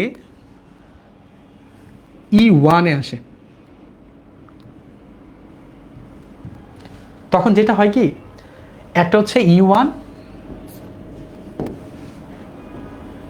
একটা হচ্ছে E1, অথবা আমি লিখতে পারি EL, এটা হচ্ছে নিম্ন শক্তির অরবিটাল, আর এটা হচ্ছে কি উচ্চ শক্তির অরবিটাল EH। একটা লো একটা কি হাই। যখন সে উচ্চ শক্তিস্তর থেকে নিম্ন শক্তিস্তরে আসবে, তখন এখানে কি হবে, শক্তির বিকিরণ ঘটবে। এই ক্ষেত্রে বিকিরিত শক্তিটা হচ্ছে বিকিরিত শক্তি, এটা হচ্ছে দুইটা শক্তি স্তরের মধ্যে পার্থক্যের সমান। অথবা একটা ইলেকট্রন যদি উচ্চ শক্তি স্তর, এখানে কি একটু ভুল লিখছি, একটা দুইটাই সাইন সাইন দিয়ে বলছি, তারাও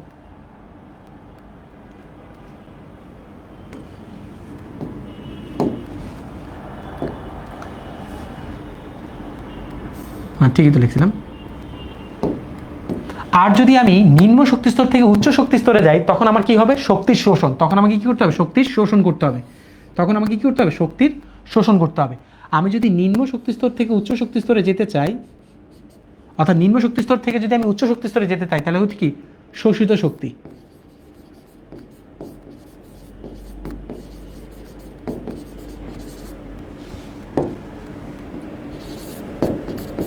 ডেল্টা ই এর সমান। অর্থাৎ ইলেকট্রন যদি উচ্চতর শক্তিস্তর থেকে নিম্নতর শক্তিস্তরে আসে, তাহলে শক্তির শোষণ ঘটবে। আর যদি নিম্নতর শক্তিস্তর থেকে, আমি একটু ভুল বলছি, ইলেকট্রন যদি নিম্নতর শক্তিস্তর থেকে উচ্চতর শক্তিস্তরে যায়, তাহলে শক্তির শোষণ ঘটবে। আর যদি উচ্চতর শক্তিস্তর থেকে নিম্নতর শক্তিস্তরে আসে, তাহলে কি হবে, শক্তির বিকিরণ। অর্থাৎ ইলেকট্রন যদি উচ্চতর শক্তিস্তর থেকে নিম্নতর শক্তিস্তরে আসে, তাহলে হবে শক্তির বিকিরণ। আর যদি ইলেকট্রন নিম্নতর শক্তিস্তর থেকে উচ্চ শক্তিস্তরে যায়, তখন হচ্ছে কি শক্তির শোষণ। ওকে, এই যে শক্তির শোষণ বা বিকিরণ বলা আছে, শোষিত বা বিকিরিত শক্তির যে পরিমাণ, এটা হচ্ছে কার সমান, এইচ ফ্রিকোয়েন্সির সমান, ঠিক আছে। অথবা আমরা লিখতে পারি হচ্ছে hc/ল্যামডার সমান। এখন এই এফ এর পরিবর্তে এটা কিভাবে আসছে, দেখো আমরা জানি কি c হচ্ছে v হচ্ছে f ল্যামডা, বা আমি লিখতে পারি f কি ভি বাই ল্যামডা। তো এই ভিটা যদি আলোর বেগ হয় তাহলে কি লেখা যায়? C by lambda. তাহলে এফ এর পরিবর্তে বা ফ্রিকোয়েন্সির পরিবর্তে আমরা লিখতে পারি কি? C by lambda. এখন তোমরা অনেকে একটা জিনিস যে তোমাদের, যেহেতু তোমরা এখন বড় ক্লাসে উঠছো, অনেকেই দেখবা এই ফ্রিকোয়েন্সিকে নিউ দিয়ে লেখে। কি দিয়ে লেখে? নিউ। অনেকটা ভি এর মতো। কার মতো? এটাকে নিউ বলে। এই ফ্রিকোয়েন্সি বলা যে কথা, আমার নিউ বলাও কি একই কথা। খেয়াল করো, যেটাকে আমরা ফ্রিকোয়েন্সি বলছি ওটাকে আমরা কি দিয়ে লিখতে পারি? এই নিউ দিয়ে লিখতে পারি, নিউ। ঠিক আছে? এখানে ভ্যালোসিটির পরিবর্তে আমরা হচ্ছে আলোর বেগ বসাইছি। এখানে ভি যে ভ্যালোসিটি, ওই ভি ভ্যালোসিটির পরিবর্তে আমরা কি বলছি? আলোর বেগ। অর্থাৎ তুমি চাইলে এইটাকে আমরা যে বিকিরিত বা শোষিত শক্তি, যে বিকিরিত বা শোষিত শক্তির যে পরিমাণ, বিকিরিত বা শোষিত যে শক্তি আছে, বিকিরিত বা শোষিত শক্তির পরিমাণ হচ্ছে এই দুইটা শক্তি স্তরের মধ্যে পার্থক্য, এবং এইটা হচ্ছে এইচ নিউ। এটাকে আমরা অনেক সময় দেখবো এইভাবে লিখি, একটু এভাবে লিখে রাখো। এইচ ফ্রিকোয়েন্সি বলা যে কথা, আর নিউ বলা একই কথা। আর আরেকটা জিনিস আমি তোমাদেরকে বলে দিচ্ছি, এটাকে তরঙ্গ সংখ্যা বলে। এটাকে কি বলা হয়? অর্থাৎ প্রতি সেন্টিমিটারে, আমি আবারও বলতেছি যে প্রতি সেন্টিমিটারে কয়টা তরঙ্গ আছে, প্রতি সেন্টিমিটারে কয়টি তরঙ্গ আছে, এটাকে বলা হয় তরঙ্গ সংখ্যা। এই যে তরঙ্গ সংখ্যা ইজ ইকুয়াল টু হচ্ছে তরঙ্গ সংখ্যা। সংখ্যা তরঙ্গ সংখ্যাকে আমরা নিউ বার দিয়ে প্রকাশ করি। কি দিয়ে প্রকাশ করি? নিউ বার। তরঙ্গ সংখ্যাকে আমরা প্রকাশ করি হচ্ছে নিউ বার দিয়ে। এটা ইজ ইকুয়াল টু হচ্ছে 1/λ।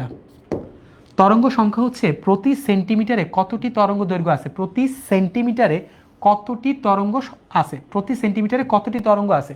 তাহলে আমাকে একটু বলো তো, আমার এই যে এসসি বাই ল্যামডা যেটা আছে এখানে, এটা 1/λ আকারে আছে না? এটা কি 1/λ আকারে আছে না? তাহলে আমি এটাকে লিখতে পারি কিনা তো? বলো তো এটাকে এভাবে লেখা যায় কিনা? এটাকে অবশ্যই এভাবে লেখা যাবে যে এসি, আর 1/λ পরিবর্তে লেখা যাবে কি? নিউ বার। কি লেখা যাবে? নিউ বার। অর্থাৎ আমি এখানে যেটা বুঝাই চাইছি, সবাই একটু খেয়াল করো, যে আমরা এখানে যেটা বুঝাই চাইছি যে যখন শক্তির বিকিরণ অথবা শোষণ ঘটবে, ওইটা হচ্ছে এইচ নিউ বা এইচ ফ্রিকোয়েন্সির সমান, অথবা আমরা লিখতে পারি এসি বাই ল্যামডা, অথবা আমরা লিখতে পারি কি? এসি নিউ বার। অর্থাৎ আমরা একাধারে লিখতে পারি বিকিরিত শক্তি বা শোষিত শক্তি যেগুলো হচ্ছে এইচ নিউ অথবা এইচ ফ্রিকোয়েন্সি, অথবা এসসি বাই ল্যামডা, অথবা এসসি নিউ বার। নিউ বার মানে হচ্ছে প্রতি সেন্টিমিটারে থাকা তরঙ্গ সংখ্যা, পার সেন্টিমিটারে থাকা তরঙ্গ সংখ্যাকে আমরা নিউ বার বলি। পার সেন্টিমিটারে থাকা তরঙ্গ সংখ্যাকে আমরা কি বলি? নিউ বার। সবাই কি ক্লিয়ার? সবাই কি বুঝতে পারছেন? আমাকে একটু জাস্ট যারা বুঝতে পারছেন, একটা হচ্ছে তরঙ্গ দৈর্ঘ্য, একটা হচ্ছে কম্পাঙ্ক, একটা আলোর বেগ, একটা হচ্ছে প্লাঙ্ক কনস্ট্যান্ট, আর হচ্ছে তরঙ্গ সংখ্যা, এটাকে নিউ বার দ্বারা প্রকাশ করা। একটু সময় একটু চ্যাটে লিখে দেবো, বুঝতে পারছো কিনা?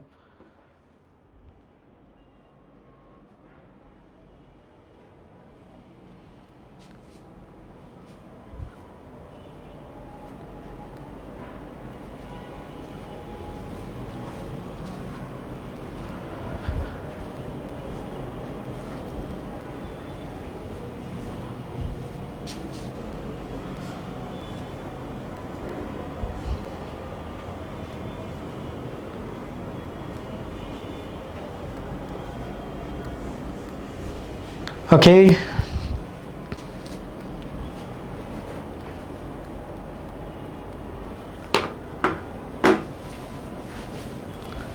সবাই কি বুঝতে পারছেন? একটু কাইন্ডলি আমাকে একটু ওয়াই লিখে দেন, যে কোনটা নিউ।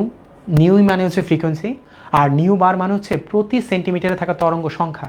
অর্থাৎ কতটুকু শক্তি বিকিরিত হবে অথবা কতটুকু শক্তি শোষিত হবে, এটা অবশ্যই দুইটা শক্তি স্তরের শক্তির পার্থক্যের মাধ্যমে নির্ধারণ হয়।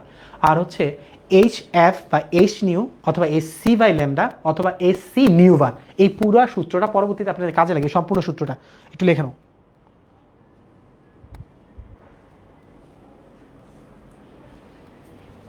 আচ্ছা, আপনাদের কমেন্টগুলো পড়া যাচ্ছে না কেন? আমি এটা বুঝলাম না, এই প্রবলেমটা কেন হচ্ছে।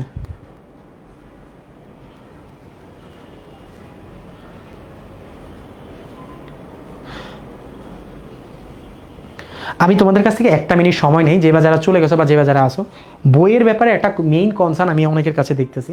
অ্যাকচুয়ালি বইয়ের ব্যাপারে আমি যেটা ফলো করি বা আমি যেটা সাজেস্ট করি, তোমাদের কলেজের যেহেতু ভর্তি প্রোগ্রাম 30 তারিখ থেকে শুরু হয়ে যাচ্ছে, আর সেপ্টেম্বর 15 তারিখ থেকে তোমাদের ক্লাস শুরু হচ্ছে, বইয়ের ব্যাপারে অবশ্যই চেষ্টা করবা অন্ততপক্ষে একটা রাইটারের বই নতুন রাখার জন্য। আর একের অধিক যদি বই কিনতে চাও তাহলে 2টা বই রাখো। এখন দুইটা বইয়ের ক্ষেত্রে অনেকের চয়েস বিভিন্ন রকম হয়। তো আমার সাজেশন হচ্ছে হাজারি স্যারের বইটা আমাদের বাংলাদেশের সর্বজন গৃহীত এবং সর্বজন পরিমার্জিত এবং সর্বজন দ্বারা অ্যাকসেপ্টেড একটা বই। এর বাইরে স্টুডেন্ট তার নিজের কোয়ালিটি, নিজের এক্সপেকটেশনের উপর ডিপেন্ড করে বইয়ের চয়েস রাখতে পারে। বাট যাদের ইঞ্জিনিয়ারিং টার্গেট তারা সঞ্জিত কুমার গুহ স্যারের বইটাকে রাখতে পারে, বাট ওই বইয়ে অনেক তথ্য নির্ভর একটা বই, বুঝতে পারছো? আর এর বাইরেও বর্তমানে বাজারে যে বইটা আমার কাছে খুব ভালো লাগছে, এটা হচ্ছে মাহবুব লিঙ্কন স্যারের বই। আমি অবশ্যই কোনো বইয়ের ব্র্যান্ডিং করতেছি না, মাহবুব হাসান লিঙ্কন স্যারের বই, যেটা হচ্ছে অক্ষরপত্র পাবলিকেশনসের বই, ওই বইটাও খুব ভালো। আর কবি স্যারের একটা বই আছে। এই 4টা বই তোমাকে কিনতে হবে না, বাট আমি সাজেস্ট করি তুমি হাজারি স্যারের বইটা অবশ্যই নিবা। আর ইন প্যারালাল যার যেটা আকাঙ্ক্ষা বা ইচ্ছা তারা ওই লেভেলের বইটা কিনবা। বাট ইঞ্জিনিয়ারিংয়ের জন্য গুহ স্যারের বইটা কিনাটা ভালো। বাট যদি ইন অ্যান অ্যাভারেজ কেউ চিন্তা করে হাজারি স্যারের বইটা, যারা মেডিকেল এক্সপিরিয়েন্ট তাদের জন্য অবশ্যই হাজারি স্যারের বইটা কিনতেই হবে, এবং অবশ্যই লেটেস্ট এডিশনের বইটা, বুঝতে পারছো? তবে দেখো বই তো আমরা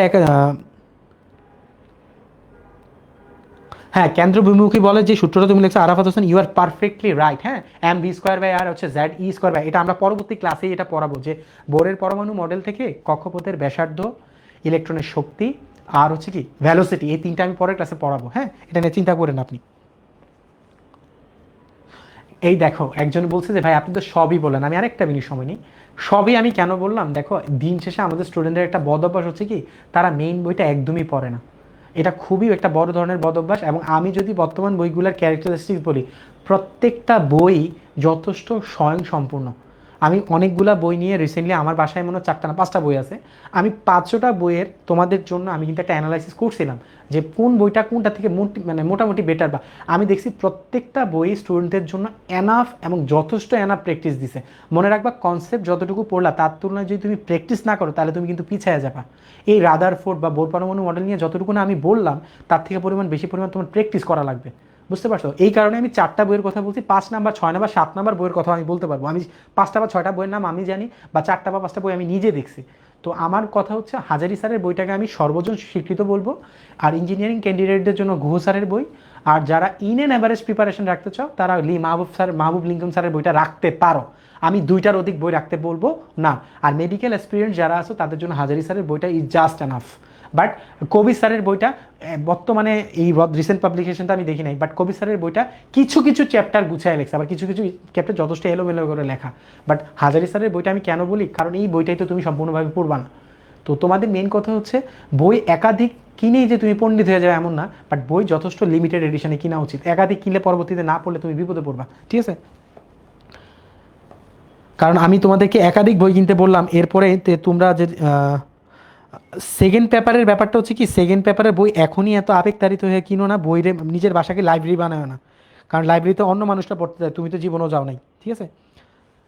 ক্লিয়ার সবাই? বুঝতে পারছেন? বই রিলেটেড আর কোনো কথাবার্তা হবে না। এবার দেখো, এই রাদারফোর্ড এবং আমাদের যে বোরের পরমাণু মডেলে কিছু সাদৃশ্যতা আছে এবং কিছু বৈসাদৃশ্য আছে। জাস্ট জানার জন্য আমি 1 মিনিটের মধ্যেই জিনিসটা বলতেছি। এই 2টা পরমাণু মডেলেরই সবচেয়ে সাদৃশ্যপূর্ণ বৈশিষ্ট্য হচ্ছে এই যে দুজনের ক্ষেত্রে একটা জিনিস প্রমাণ করে যে পরমাণু হচ্ছে কি তড়িৎ নিরপেক্ষ। কারণ পরমাণুতে সমান সংখ্যক ইলেকট্রন এবং নিউক্লিয়াসে সমান সংখ্যক কি থাকে, প্রোটন থাকে। এটা দুজনই মেনে নিছে। আর নিউক্লিয়াসের অবস্থান সম্পর্কে, নিউক্লিয়াস যে পরমাণুর কেন্দ্রে থাকে, এটা কিন্তু উভয় মডেলই এটার সাথে অ্যাকনোলেজ করছে। হ্যাঁ, এর পরবর্তীতে বলছে কি উভয় মডেলে ইলেকট্রনের একটা বড় একটা জিনিস হচ্ছে কি, রাদারফোর্ড এবং বোর ইলেকট্রনের কিন্তু দ্বৈত নেচার আছে। এটাকে বলা হয় ডুয়ালিটি প্রিন্সিপাল বা দ্বৈত নীতি, যেটাকে লুই দ্য ব্রয় বা ডি ব্রগলি পরবর্তীতে প্রমাণ করে।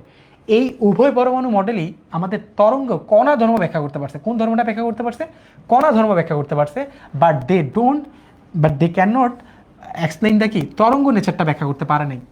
পরবর্তীতে ডি ব্রগলির নাম শুনবে, খুবই চমৎকার একটা সূত্র আছে বা ডি ব্রগলি একটা নীতি, এটা যেটা হচ্ছে ইলেকট্রন যে তরঙ্গ এবং কণা ধর্ম দুইটাই প্রমাণ করে, এইটা নিয়ে একটু আলোচনা উনি করার চেষ্টা করছে। ওকে, এরপরে বলছে বোর ও রাদারফোর্ডের পরমাণু মডেল কোনোটাই অ্যাকচুয়ালি ওই সময় পর্যন্ত অরবিটালের ধারণাই আসে নাই। ওই সময় পর্যন্ত কি অরবিটালের ধারণাই আসে নাই, বাট তারা অরবিটালের ধারণার কাছাকাছি যাওয়ার জন্য চেষ্টা করে গেছে, যে আরেকজনকে এটা নিয়ে কাজ করার খোরাক দিয়ে গেছে। ওকে, এবং কোনো পরমাণু মডেলই ইলেকট্রন কিভাবে আসে ইলেকট্রনের যে বিন্যাসটা ওই বিন্যাসটা বা যে ইলেকট্রনিক বিন্যাস ওই সম্পর্কে কোনো ধারণাই দিয়ে যেতে পারে নাই। অর্থাৎ পরমাণুর যে ইলেকট্রন বিন্যাস সম্পর্কে কোনো ধরনের স্বচ্ছ বা স্পষ্ট ধারণা দিয়ে যেতে পারে নাই। এবং উভয় মডেলে পরমাণুতে কেন্দ্র এবং কেন্দ্র বহির্ভূত অঞ্চল বা শক্তিস্তরের মানে অ্যাকচুয়ালি এই কথা যেটা বলছে যে পরমাণুতে কেন্দ্রে যে নিউক্লিয়াস থাকে এবং নিউক্লিয়াসকে কেন্দ্র করে যে বৃত্তাকার পথে ইলেকট্রনগুলি ধারণা করে এই সম্পর্কে বলছে। বাট এখানে বলি কি সাদৃশ্য এবং বৈসাদৃশ্য বলতে কে কতটুকু কাজ করছিল কার সাথে। দেখো তুমি তো আরেকজনের সাথে সম্পূর্ণভাবে একদম দ্বিমত পোষণ করতে পারবে না, কারণ ওই লোক কিন্তু তার জীবিত দশায় অনেক দীর্ঘ সময় কাজ করে গেছে। ওনার অনেক কিছুকেই তুমি সাদৃশ্যে বা আনুকূল্যে নিয়ে পরবর্তীতে ওগুলাকে ডেভেলপমেন্টে গেছো। আমরা যেটা করি আমাদের বাঙালিদের সবচেয়ে বদ অভ্যাস যেটা, আমরা কারো কাজকে একদম ডাইরেক্টলি ডিনাই করে দিই, আর এই বেটা তো কোনো কাজই করে নাই। But this is not the fact. উনি কাজ করছিল, ওই কাজের কিছু জায়গায় লিমিটেশন ছিল, ভুলও থাকতে পারে। They are trying to solve it to make our life easier. এখন দেখো আমাদের কাজ যেটা, আমরা বাঙালিরা নর্মালি যেটা করি, আমরা কে কতটুকু তোমার উপকার করছে বা কে কতটুকু তোমার জন্য কাজ করে গেছে অতটুকু না দেখে একটা ভুল করলেই ওই যে চুন থেকে পান খসলেই যেটা হয় তাকে নিয়ে মানে ধুরা উড়ে ফেলি। তো this is not the right thing. তো চলো এখন জাস্ট আমি দুইটা ব্ল্যাঙ্ক স্লাইডে একটা জিনিস দেখাই দিই। দেখো যে রাদারফোর্ডের পরমাণু মডেলে কিছু সীমাবদ্ধতা বা লিমিটেশনস আছে, একটু লেখানো আমার সাথে সাথে। কিছু লিমিটেশনস আছে, এই লিমিটেশনসগুলো আমার সাথে একটু লিখে নাও। তোমরা বই থেকে একটু ডিটেলসে বাসায় পড়ো, ঠিক আছে। 1 নম্বর লিমিটেশন ছিল এই রাদারফোর্ডের যেটা হচ্ছে বোরের পরমাণু মডেল কিন্তু একাধিক ইলেকট্রন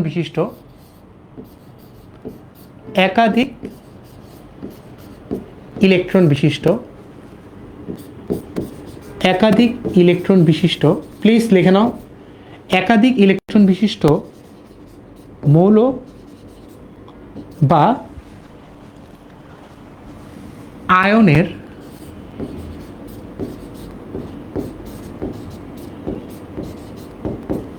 বর্ণালী ব্যাখ্যা করতে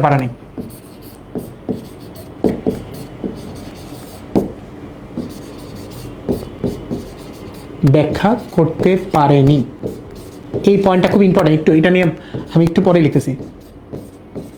এটা দিয়ে কি বুঝাইছি এটা নিয়ে আমি আলোচনা করতেছি যে একের অধিক ইলেকট্রন বিশিষ্ট মৌল বা আয়নগুলোর যে বর্ণালী সৃষ্টি করে ওটা নিয়ে উনি কোনো ধারণা দিয়ে যেতে পারে নাই। হ্যাঁ, এটা নিয়ে খুব বেশি হাইউলা করার দরকার নেই। উনি পারে নাই মানে যেটা হয় না এরকম না, কিন্তু পরবর্তীতে উনি এই দুইটা জিনিস একটা দেখবা যে উনি বলছিল যে রেখাগুলা মাত্র একটা সিম্পল রেখা সৃষ্টি করে। যখন এই শক্তির ট্রানজিশন হয় উনি বর্ণালীগুলাকে অবিচ্ছিন্ন বলছিল। বাট পরবর্তীতে দেখা গেছে একটি বর্ণালী রেখা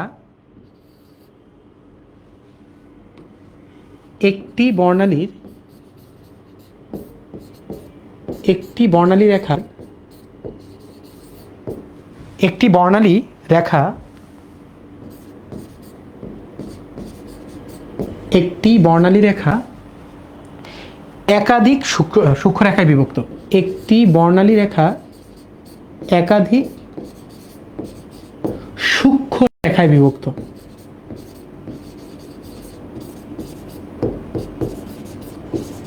এটা সম্পর্কে উনি বলে দিতে পারে নাই, এটা ওনার আসলে লিমিটেশন ছিল না। কারণ দেখা গেছে কি যখন এই ট্রানজিশনগুলো হয়, যখন এই বর্ণালীগুলো সৃষ্টি হয়, এখানে দুইটা জিনিসের কথা তোমরা ভালো মতো লেখো। একটা হচ্ছে জিমেন ইফেক্ট, একটা হচ্ছে জিমেন প্রভাব। এটা নিয়ে আমরা দেখাবো তোমাকে যখন কোয়ান্টাম সংখ্যায় দেখাবো আমি এটা দেখো। একটা হচ্ছে জিমেন প্রভাব।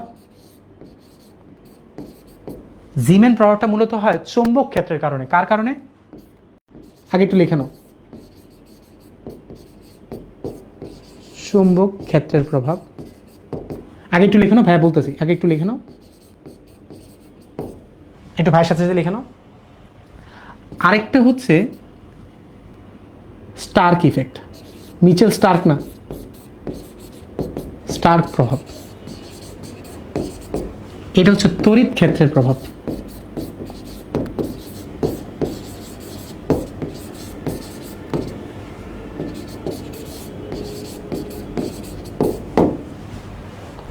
অ্যাকচুয়ালি যেটা হয় কি যখন এই শক্তির ট্রানজিশনগুলো হয় তখন বর্ণালী সৃষ্টি হয়।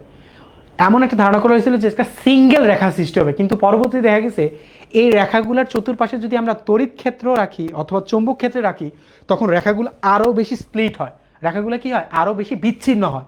যদি আমি চৌম্বক ক্ষেত্রে রাখি তখন এই যে রেখাগুলোর আরও সূক্ষ্ম রেখায় বিভক্ত হয়ে যাওয়ার ব্যাপারটাকে আমরা বলবো কি, এটাকে বলা হবে জিমেন ইফেক্ট। আর যদি তড়িৎ ক্ষেত্র রাখি তখন এই প্রভাবটাকে বলা হবে কি, স্টার্ক ইফেক্ট। অর্থাৎ রেখাগুলো যে আরো সূক্ষ্মভাবে বিভক্ত হইতে পারে, রেখাগুলোর যদি আমি ওইখানে একটা তড়িৎ ক্ষেত্র রাখি তাহলে রেখাগুলো আরো সূক্ষ্ম রেখায় বিভক্ত হবে, যেটাকে বলা হবে স্টার্কের প্রভাব। আর যদি চৌম্বক ক্ষেত্র রাখি, যদি ম্যাগনেটিক ফিল্ড রাখি, তাহলে হচ্ছে কি জিমেন ইফেক্ট, তাহলে হচ্ছে কি জিমেন ইফেক্ট। ওকে, এরপরে 3 নাম্বারটা, যেটা 3 নাম্বারটা হচ্ছে অ্যাকচুয়ালি উনি কক্ষপথগুলার দ্বিমাত্রিক ধারণা দিয়ে যেতে পারছিল। অর্থাৎ উনি যে কক্ষপথগুলার আছে, কক্ষপথের দ্বিমাত্রিক ধারণা দিছিল, মানে 2D। ভাই ওই সময় 3D চিন্তাও করা যায় না, ঠিক আছে, 2D ধারণা দেয়। উনি কক্ষপথগুলার দ্বিমাত্রিক ধারণা দেয় কিন্তু 3D ধারণা দিতে পারে নাই। এই 3D ধারণা ওই সময় আসলে ওইটা চিন্তা করাটাই একটা, ওই সময় চিন্তা করাটাই হচ্ছে কি একটা বেকুবের কাজ। এই সময় এটা আসলে চিন্তা করা একদম একদম আইনত অবৈধ, কারণ তুমি এটা তখন ওই সময়ে 3D চিন্তাই করা যায় না। অর্থাৎ উনি এই কথাগুলো বলে গেছে, ঠিক আছে। ওনার এই লিমিটেশনসগুলো ছিল, পরবর্তীতে এই লিমিটেশনসগুলো নিয়ে অন্যান্য বিজ্ঞানীরা কাজ করছে এবং এগুলোকে ঠিক করার চেষ্টা করছে। ওকে, আর ওনার সাফল্য যদি বলি, অবশ্যই সাফল্য, অবশ্যই অনেক সাফল্য আছে। অর্থাৎ উনি কক্ষপথগুলা দ্বিমাত্রিক ধারণা দিয়ে যেতে পারলো, ত্রিমাত্রিক কোনো ধারণা দিতে পারে নাই।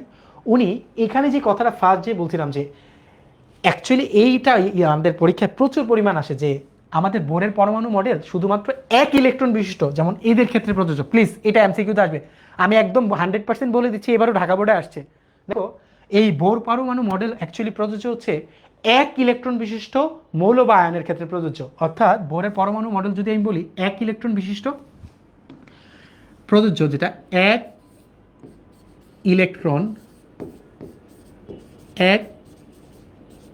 ইলেকট্রন বিশিষ্ট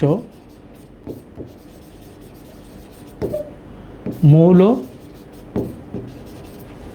বা, প্লিজ প্লিজ এটা এমসিকিউটা খুব ইম্পর্টেন্ট, এক মৌল বিশিষ্ট মৌল বা আয়নের ক্ষেত্রে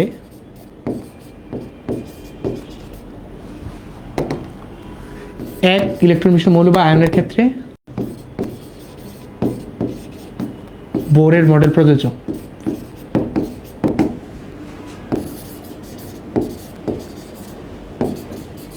প্লিজ এটা লিখে নাও। যেমন হাইড্রোজেন, ঠিক আছে, তারপর হচ্ছে হিলিয়াম শুধু প্লাস, হিলিয়াম 2+ হলে কিন্তু কোনো ইলেকট্রনই নাই, হ্যাঁ। তারপর হচ্ছে লিথিয়াম 2+, তারপর হচ্ছে তোমার বেরিলিয়াম 3+। এইগুলোর ক্ষেত্রে প্রযোজ্য, কারণ দেখো হাইড্রোজেনে আমার একটাই প্রোটন একটা ইলেকট্রন, হিলিয়ামে আমার দুইটা প্রোটন আছে, একটা পজিটিভ চার্জের কারণে এখানে কিন্তু দুইটা ইলেকট্রন থাকতো, কয়টা আছে, একটা। লিথিয়ামে আমার তিনটা প্রোটন তিনটা ইলেকট্রন আছে, যেহেতু দুইটা পজিটিভ চার্জ তাহলে লিথিয়ামে ইলেকট্রন কিন্তু একটা আছে। এখানে 4 দেয়া। প্লিজ প্লিজ সবাই খেয়াল করো, এটা কিন্তু পরীক্ষায় অনেকে এমসিকিউর উত্তরই বুঝে না, এটা কেন উত্তর হয়েছে মনে রাখবা, যে বেসিক্যালি এই প্রত্যেকটার যে চার্জিত অবস্থা আছে, এই চার্জিত অবস্থায় এখানে ম্যাক্সিমাম কয়টা করে ইলেকট্রন আছে, ম্যাক্সিমাম এখানে আমার ম্যাক্সিমাম, এটা একটু ঠিক করে নি, দাঁড়ো এটাকে একটু নিচে নামিয়ে নি।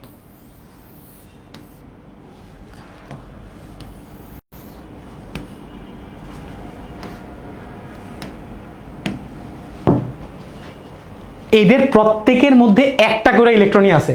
হাইড্রোজেনে একটা ইলেকট্রন, হিলিয়াম 2+ হলে কোনো ইলেকট্রন থাকতো না, লিথিয়াম 3+ হলে থাকতো না, আর বেরিলিয়াম 4+ হলে থাকতো না। বাট এদের প্রত্যেকের যে চার্জিত অবস্থা আমি লিখছি, এখানে প্রত্যেকটা চার্জিত অবস্থায় একটি করে ইলেকট্রনই আছে। কয়টা করে ইলেকট্রন আছে, জাস্ট সিম্পলি একটা করে আছে। কয়টা করে ইলেকট্রন আছে, জাস্ট সিম্পলি একটা করে ইলেকট্রন আছে। এখানে কয়টা করে ইলেকট্রন আছে, জাস্ট সিম্পলি একটি করে ইলেকট্রন আছে। ওকে,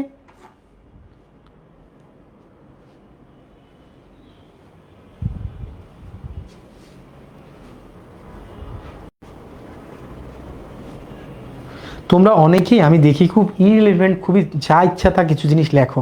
এটা খুবই ডিপ্রেসিং এবং খুবই হতাশাজনক এবং খুবই ভালো না। কারণ তোমার এই লেখাগুলো আমার চোখে পড়তেছে, হ্যাঁ, এবং অনেকে দেখতেছি কারণ লেখাগুলো নিয়ে খুব ক্রিটিসাইজও একজন একজনের সাথে করতেছো। This is not good. হ্যাঁ, this is not really good, this is not good. আমি তোমাদের সব প্রত্যেককে বলবো যে এখানে তোমরা নিজেদের আরেকটু সোবার হওয়া উচিত। হ্যাঁ, মানে কোথায় কি লিখতেছো এইগুলো করা উচিত না। হ্যাঁ, বিকজ আই রিয়েলি ওয়ান্ট যে তোমরা খুবই ভদ্র ঘরের ভালো ভালো ছেলে মেয়ে, তো তোমরা এগুলো লেখার ব্যাপারে যথেষ্ট সচেতন হয়ে লেখা ভালো। মানে যা ইচ্ছা তা লেখা, দিস ইজ নট গুড। আর যদি সাফল্যগুলো লিখে দিই, যে ওনার যে সাফল্যগুলো, প্লিজ একটু সাফল্যগুলো লিখে নাও।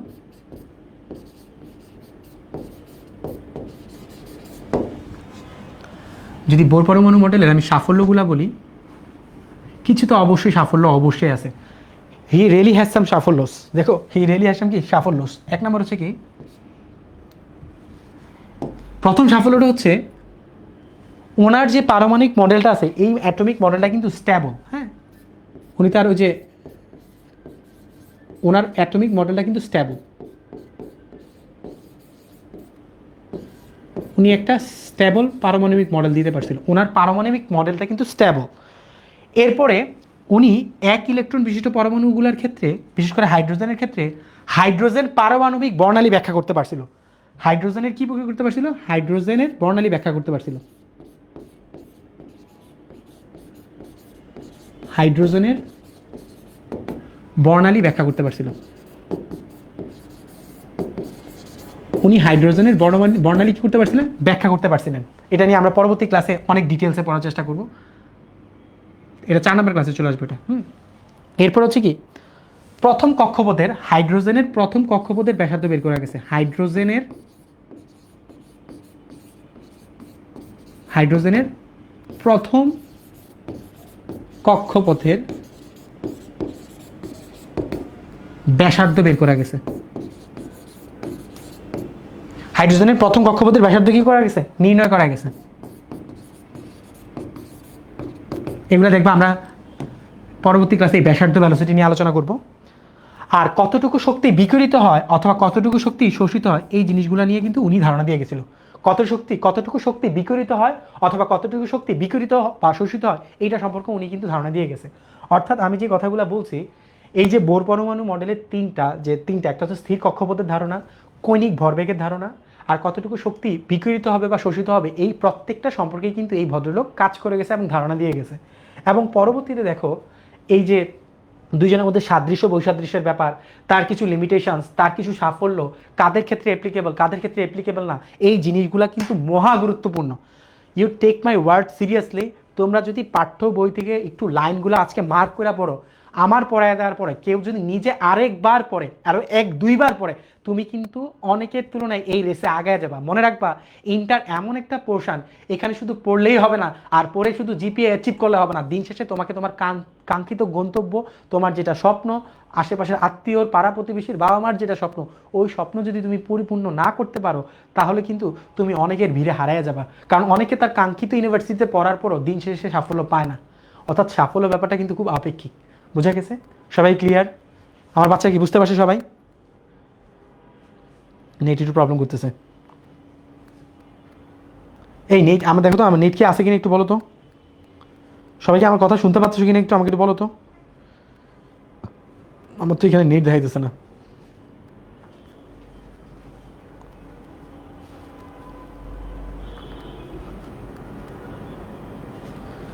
নেট কি আছে?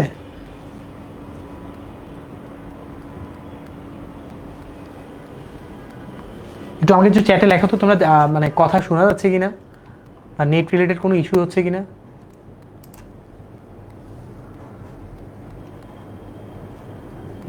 রিলোড হচ্ছে না কেন?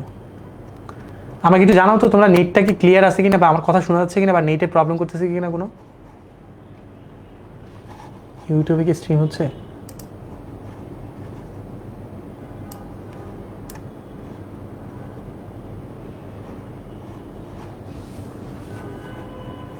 নেট কি আসে না চলে গেছে?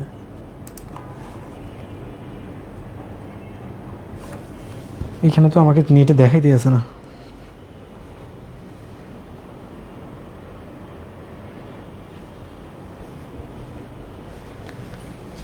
একটা মিনিট ভাইয়া, নেট আছে? নেটে তো কোনো কাজ করতেছি না, তারপর আমার এটা দেখা স্যার আছে না?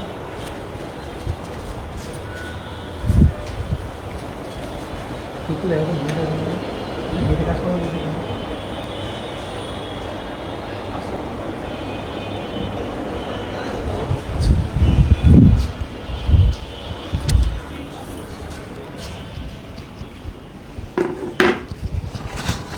কিন্তু তোমাদের চ্যাট এটা তো আপলোড হচ্ছে না, আমি তো এটা বুঝতেছি না।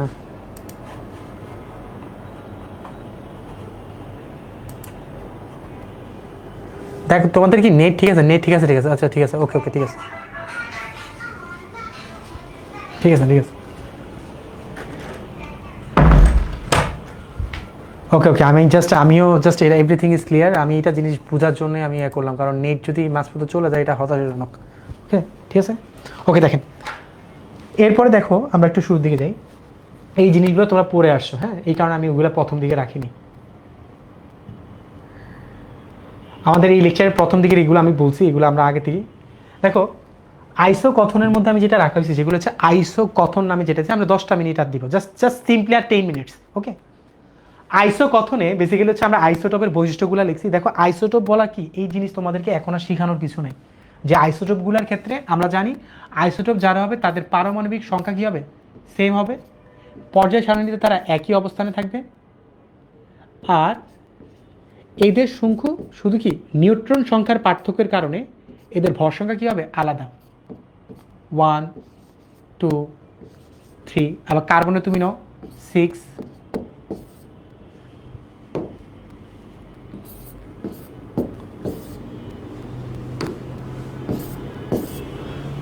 12 13 14। অর্থাৎ আইসোটোপের ক্ষেত্রে আমি যে কথাগুলো লিখছি জাস্ট একটু ছোট্ট করে মার্ক করে দিচ্ছি যে এরা একই মৌলের হয়। আইসোটোপগুলো সাধারণত একই মৌলের হয়, একই মৌলের হবে। আইসোটোপগুলো চিনা সবচেয়ে ইজিয়েস্ট হয়েছে কি, এরা একই মৌলের হবে, এরা একই মৌলের হবে। এদের নিউক্লিয়াসের প্রোটন সংখ্যা সেম, বাট ভিন্ন হবে কি, ভর সংখ্যাটা ভিন্ন হবে। এগুলো একদম বাচ্চাকালের পড়া। বাট একটা বেসিক পার্থক্য হচ্ছে এদের নিউট্রন সংখ্যার ভিন্নতা হবে। ঠিক আছে, আইসোটোপগুলোর মধ্যে নিউট্রন সংখ্যার ভিন্নতা হবে এবং পর্যায় সারণীতে এদের অবস্থান কিন্তু একই হবে। এই মৌলগুলোর পর্যায় সারণীতে কিন্তু অবস্থান একই হবে, হ্যাঁ, কারণ আইসোটোপ ওয়ার্ডটাই আসে কি আইসোস আর টোপোস থেকে। ওকে, এই অর্থাৎ আইসোটোপের ক্ষেত্রে তোমরা অবশ্যই পারো, এটা নিয়ে বেশি আলোচনা করতেছি না। এরপরে আইসোবারের ক্ষেত্রে আমরা অবশ্যই জানি আইসোবারের ক্ষেত্রে ভর সংখ্যা সমান, অর্থাৎ আমাদের যে নিউক্লিয়ন নাম্বার বা আমাদের যে ভর সংখ্যা, অর্থাৎ আমাদের এ অথবা সমষ্টিগত যে এন প্লাস এন পি অথবা যে নিউক্লিয়ন নাম্বার, ওটা কি হবে? যে নিউক্লিয়ন নাম্বার এটা কি হবে? সেম হবে, সেম হবে আইসোবার। এটা নিয়ে আমরা খুব এটা বলবো না, আমি এখানে অনেকগুলো উদাহরণ দিছি এবং প্রত্যেকটা উদাহরণে খেয়াল করবা তাদের কি সংখ্যা সেম আছে, তাদের উপরের পারমাণবিক ভর সংখ্যা সেম আছে। কি সংখ্যা সেম আছে? ভর সংখ্যা। বাট এরা কিন্তু ভিন্ন ভিন্ন মৌলের হবে, অর্থাৎ আইসোবারগুলো কিন্তু ভিন্ন ভিন্ন মৌলের হবে। হ্যাঁ, আইসোবার চিনা সবচেয়ে ইজিয়েস্ট হয়েছে, এরা ভিন্ন ভিন্ন মৌলের হবে এবং এদের ভৌত এবং রাসায়নিক ধর্ম অবশ্যই কী হবে? ভিন্ন হবে। এখানে ভাই অনেকগুলো আইসোবার দিয়ে রাখছি যাতে তোমার প্র্যাকটিস হয়ে যায়, তোমার জন্য অনেকগুলো আইসোবারের এখানে উদাহরণ দেওয়া আছে। আইসোটোনের ক্ষেত্রে আমরা যেটা দেখব, আইসোটোনগুলোও কিন্তু ভিন্ন ভিন্ন মৌলের পরমাণু হবে, বাট আইসোটোনগুলোর মেইন পার্থক্য হচ্ছে এদের যে পারমাণবিক ভর সংখ্যা কিন্তু আলাদা। এই যে পারমাণু এদের কিন্তু দেখবা আইসোটোনগুলোর ক্ষেত্রে আমাদের কোন সংখ্যাটা সেম? এদের নিউট্রন সংখ্যাটা সেম, নিউট্রন নাম্বারটা সেম হবে। বাট এদের দুইটা জিনিসই আলাদা হবে, একটা হচ্ছে অ্যাটমিক মাস অ্যান্ড কি অ্যাটমিক নাম্বার, এই দুইটাই কি ডিফারেন্ট হবে।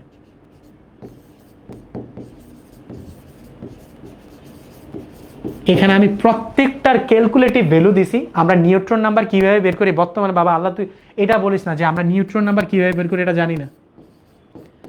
নিউট্রন নাম্বার বের করা হয়েছে কি পারমাণবিক ভর সংখ্যা মানে হচ্ছে পারমাণবিক সংখ্যা।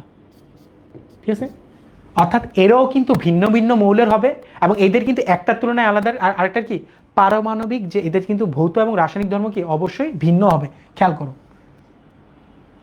বলবেন আইসোটোপ আর আইসোবার আর আইসোটোনের মধ্যে মিলাই ফেলেন, বাট মনে রাখবা একটার ক্ষেত্রে পারমাণবিক ভর সংখ্যাগুলো সেম, কিন্তু আরেকটার ক্ষেত্রে পারমাণবিক ভর সংখ্যা এবং পারমাণবিক সংখ্যা দুইটাই আলাদা। ওদের ক্ষেত্রে নিউট্রন নাম্বারটা কী হবে?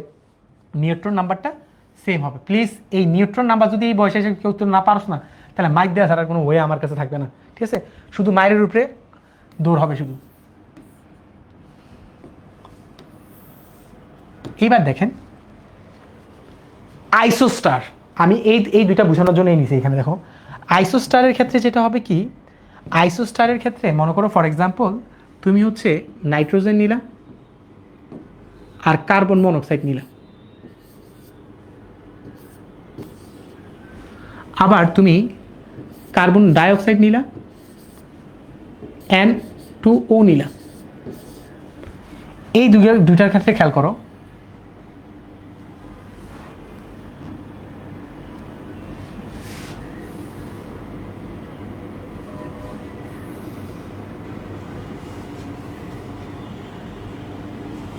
এই দুইটা উদাহরণের ক্ষেত্রে একটু খেয়াল করো।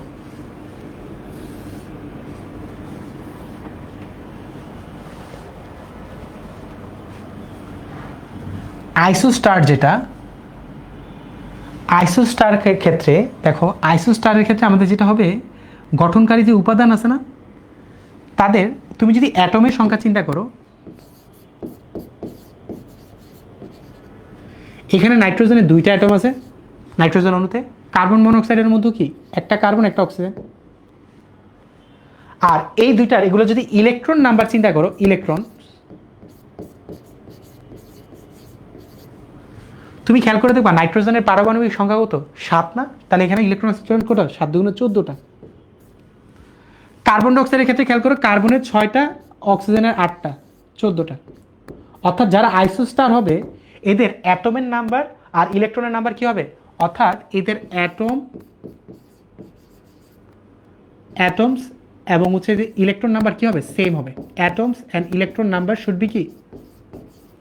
Electron number same. বুঝতে পারছেন? এদের অ্যাটম এবং ইলেকট্রন নাম্বার কি হবে? সেম। একই রকমভাবে চিন্তা করো, তুমি যদি এটার অ্যাটমসের নাম্বার কথা চিন্তা করো, এখানে 3টা অ্যাটম, এখানে 3টা, এবং ইলেকট্রনের নাম্বার চিন্তা করো, হিসাব করে দেখো কার্বনের 6টা আর অক্সিজেনের কার্বনের 6টা আর অক্সিজেনের হচ্ছে কি 8 দুগুণে 16টা, টোটাল কয়টা আছে? 22টা ইলেকট্রন। নাইট্রোজেন 7 দুগুণে 14টা, নাইট্রোজেন দেখো আমি একটা 7 দুগুণে 14 আর অক্সিজেনে 8, তাহলে এখানেও কয়টা? 22টা। অর্থাৎ যারা আইসোস্টার হবে এদের গঠন উপাদানকারী অ্যাটমস এবং ইলেকট্রনের নাম্বার কি হবে? সেম হবে। এদের গঠন উপাদানকারী যে অ্যাটম এবং ইলেকট্রনের নাম্বার কি হবে? সেম হবে। অ্যাটম এবং ইলেকট্রনের নাম্বার কি হবে? সেম। ঠিক আছে, এরপরে আসো আইসো ইলেকট্রনিকের ক্ষেত্রে। দেখো আমরা যদি আইসো ইলেকট্রনের ক্ষেত্রে লিখি, যেমন নাইট্রাইড আয়ন, অক্সাইড আয়ন অথবা ফ্লোরাইড আয়ন, অথবা তুমি চিন্তা করো যে sodium plus sodium, magnesium, aluminium. নাইট্রোজেনের পারমাণবিক সংখ্যা কিন্তু 7, অক্সিজেনের 8 আর ফ্লোরিনের হচ্ছে 9, সোডিয়ামের হচ্ছে 11, এটার 12, এটার 13। তুমি যদি ভালো মতো খেয়াল করে দেখো এদের প্রত্যেকটার মধ্যে নাম্বার অফ ইলেকট্রন কয়টা আছে? Number of electron same. আইসো ইলেকট্রনিকের ক্ষেত্রে নাম্বার অফ ইলেকট্রন সেম থাকবে এবং এখানে কটা করে আছে? 10টা করে। যদি নাম্বার অফ ইলেকট্রন সেম হয় তখন এদেরকে বলা হয় আইসো ইলেকট্রনিক স্পিসিস। এটা ভেরি ভেরি ইম্পর্টেন্ট। এই নিচের কোনগুলো আইসো ইলেকট্রনিক, আমি যদি এখানে নিয়নও দিতাম 10, এদের প্রত্যেকেরই ইলেকট্রন সংখ্যা সেম। যারা আইসো ইলেকট্রনিক তাদের কিন্তু কি হবে? ইলেকট্রন নাম্বার সেম হবে। এবার আইসো ডায়াফারের ক্ষেত্রে মনে রাখবা নিউট্রন, যারা আইসো ডায়াফার তাদের হচ্ছে নিউট্রন আর প্রোটনের সংখ্যার ডিফারেন্স সমান। নিউট্রন এবং প্রোটনের যে ডিফারেন্স হবে এটা সমান হবে। কি হবে? সমান হবে। অর্থাৎ আমি যদি ফ্লোরিন নেই 990, আমরা সোডিয়াম নিলাম, সোডিয়ামের হচ্ছে 11 আর 13, খেয়াল করো প্লিজ, খেয়াল করো 11 আর 23, এই দুইটার ক্ষেত্রে তুমি যদি হিসাব করো,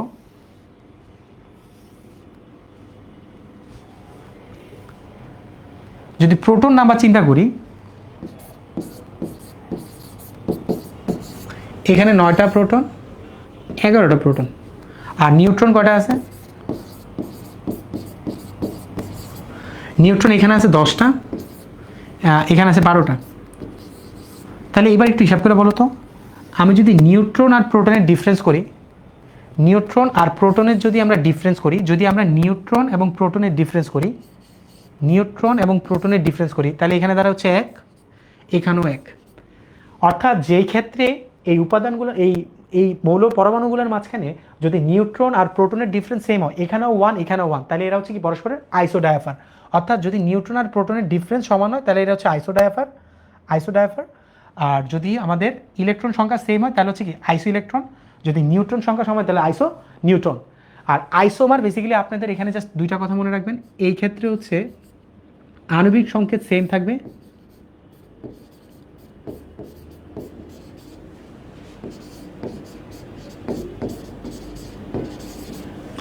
আণবিক সংকেতটা সেম হবে,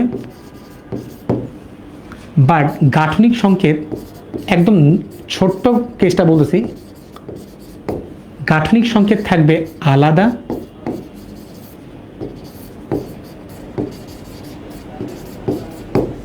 আর অভ্যন্তরীণ ঘটনা হবে আলাদা। এটা একটু পরে দেখতেছি। যেমন এখানে আমি যদি একটা দেখাই, যেমন C2H6O, এটা দ্বারা যদি তুমি চাইলে অ্যালকোহলও গঠন করতে পারো, এটা একটা অ্যালকোহল। একই আণবিক সংকেতের আরেকটা হচ্ছে কি দেখো, ইথার, ডাইমিথাইল ইথার বলা হয়। দেখো একই আণবিক সংকেত কিন্তু গাঠনিক সংকেতের ভিন্নতার কারণে এখানে কিন্তু দুই রকমের যৌগ পাওয়া গেছে, একটা হচ্ছে অ্যালকোহল আর একটা হচ্ছে কি ইথার পাওয়া গেছে। অর্থাৎ আণবিক সংকেত সেম কিন্তু গাঠনিক সংকেতের মধ্যে এখানে কিন্তু কার্যকরীমূলকটা আলাদা হয়েছে, এটাকে বলা হয় কার্যকরীমূলক সমানতা। আর এদেরকে পরস্পরের আইসোমার বলে, এবং এদের দ্বারা প্রদর্শিত ধর্মটাকে বলা হয় আইসোমারিজম। আর লাস্ট যে পয়েন্টটা, এদের আরেকটা জিনিস হচ্ছে অভ্যন্তরীণ গঠন ভিন্ন, অভ্যন্তরীণ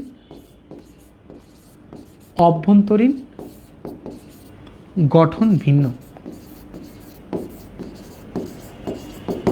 যেমন ব্রোমিনের 3582, একটা রেডিও অ্যাক্টিভ আর একটা রেডিও অ্যাক্টিভ না, একটা তেজস্ক্রিয় আর একটা কি তেজস্ক্রিয় না।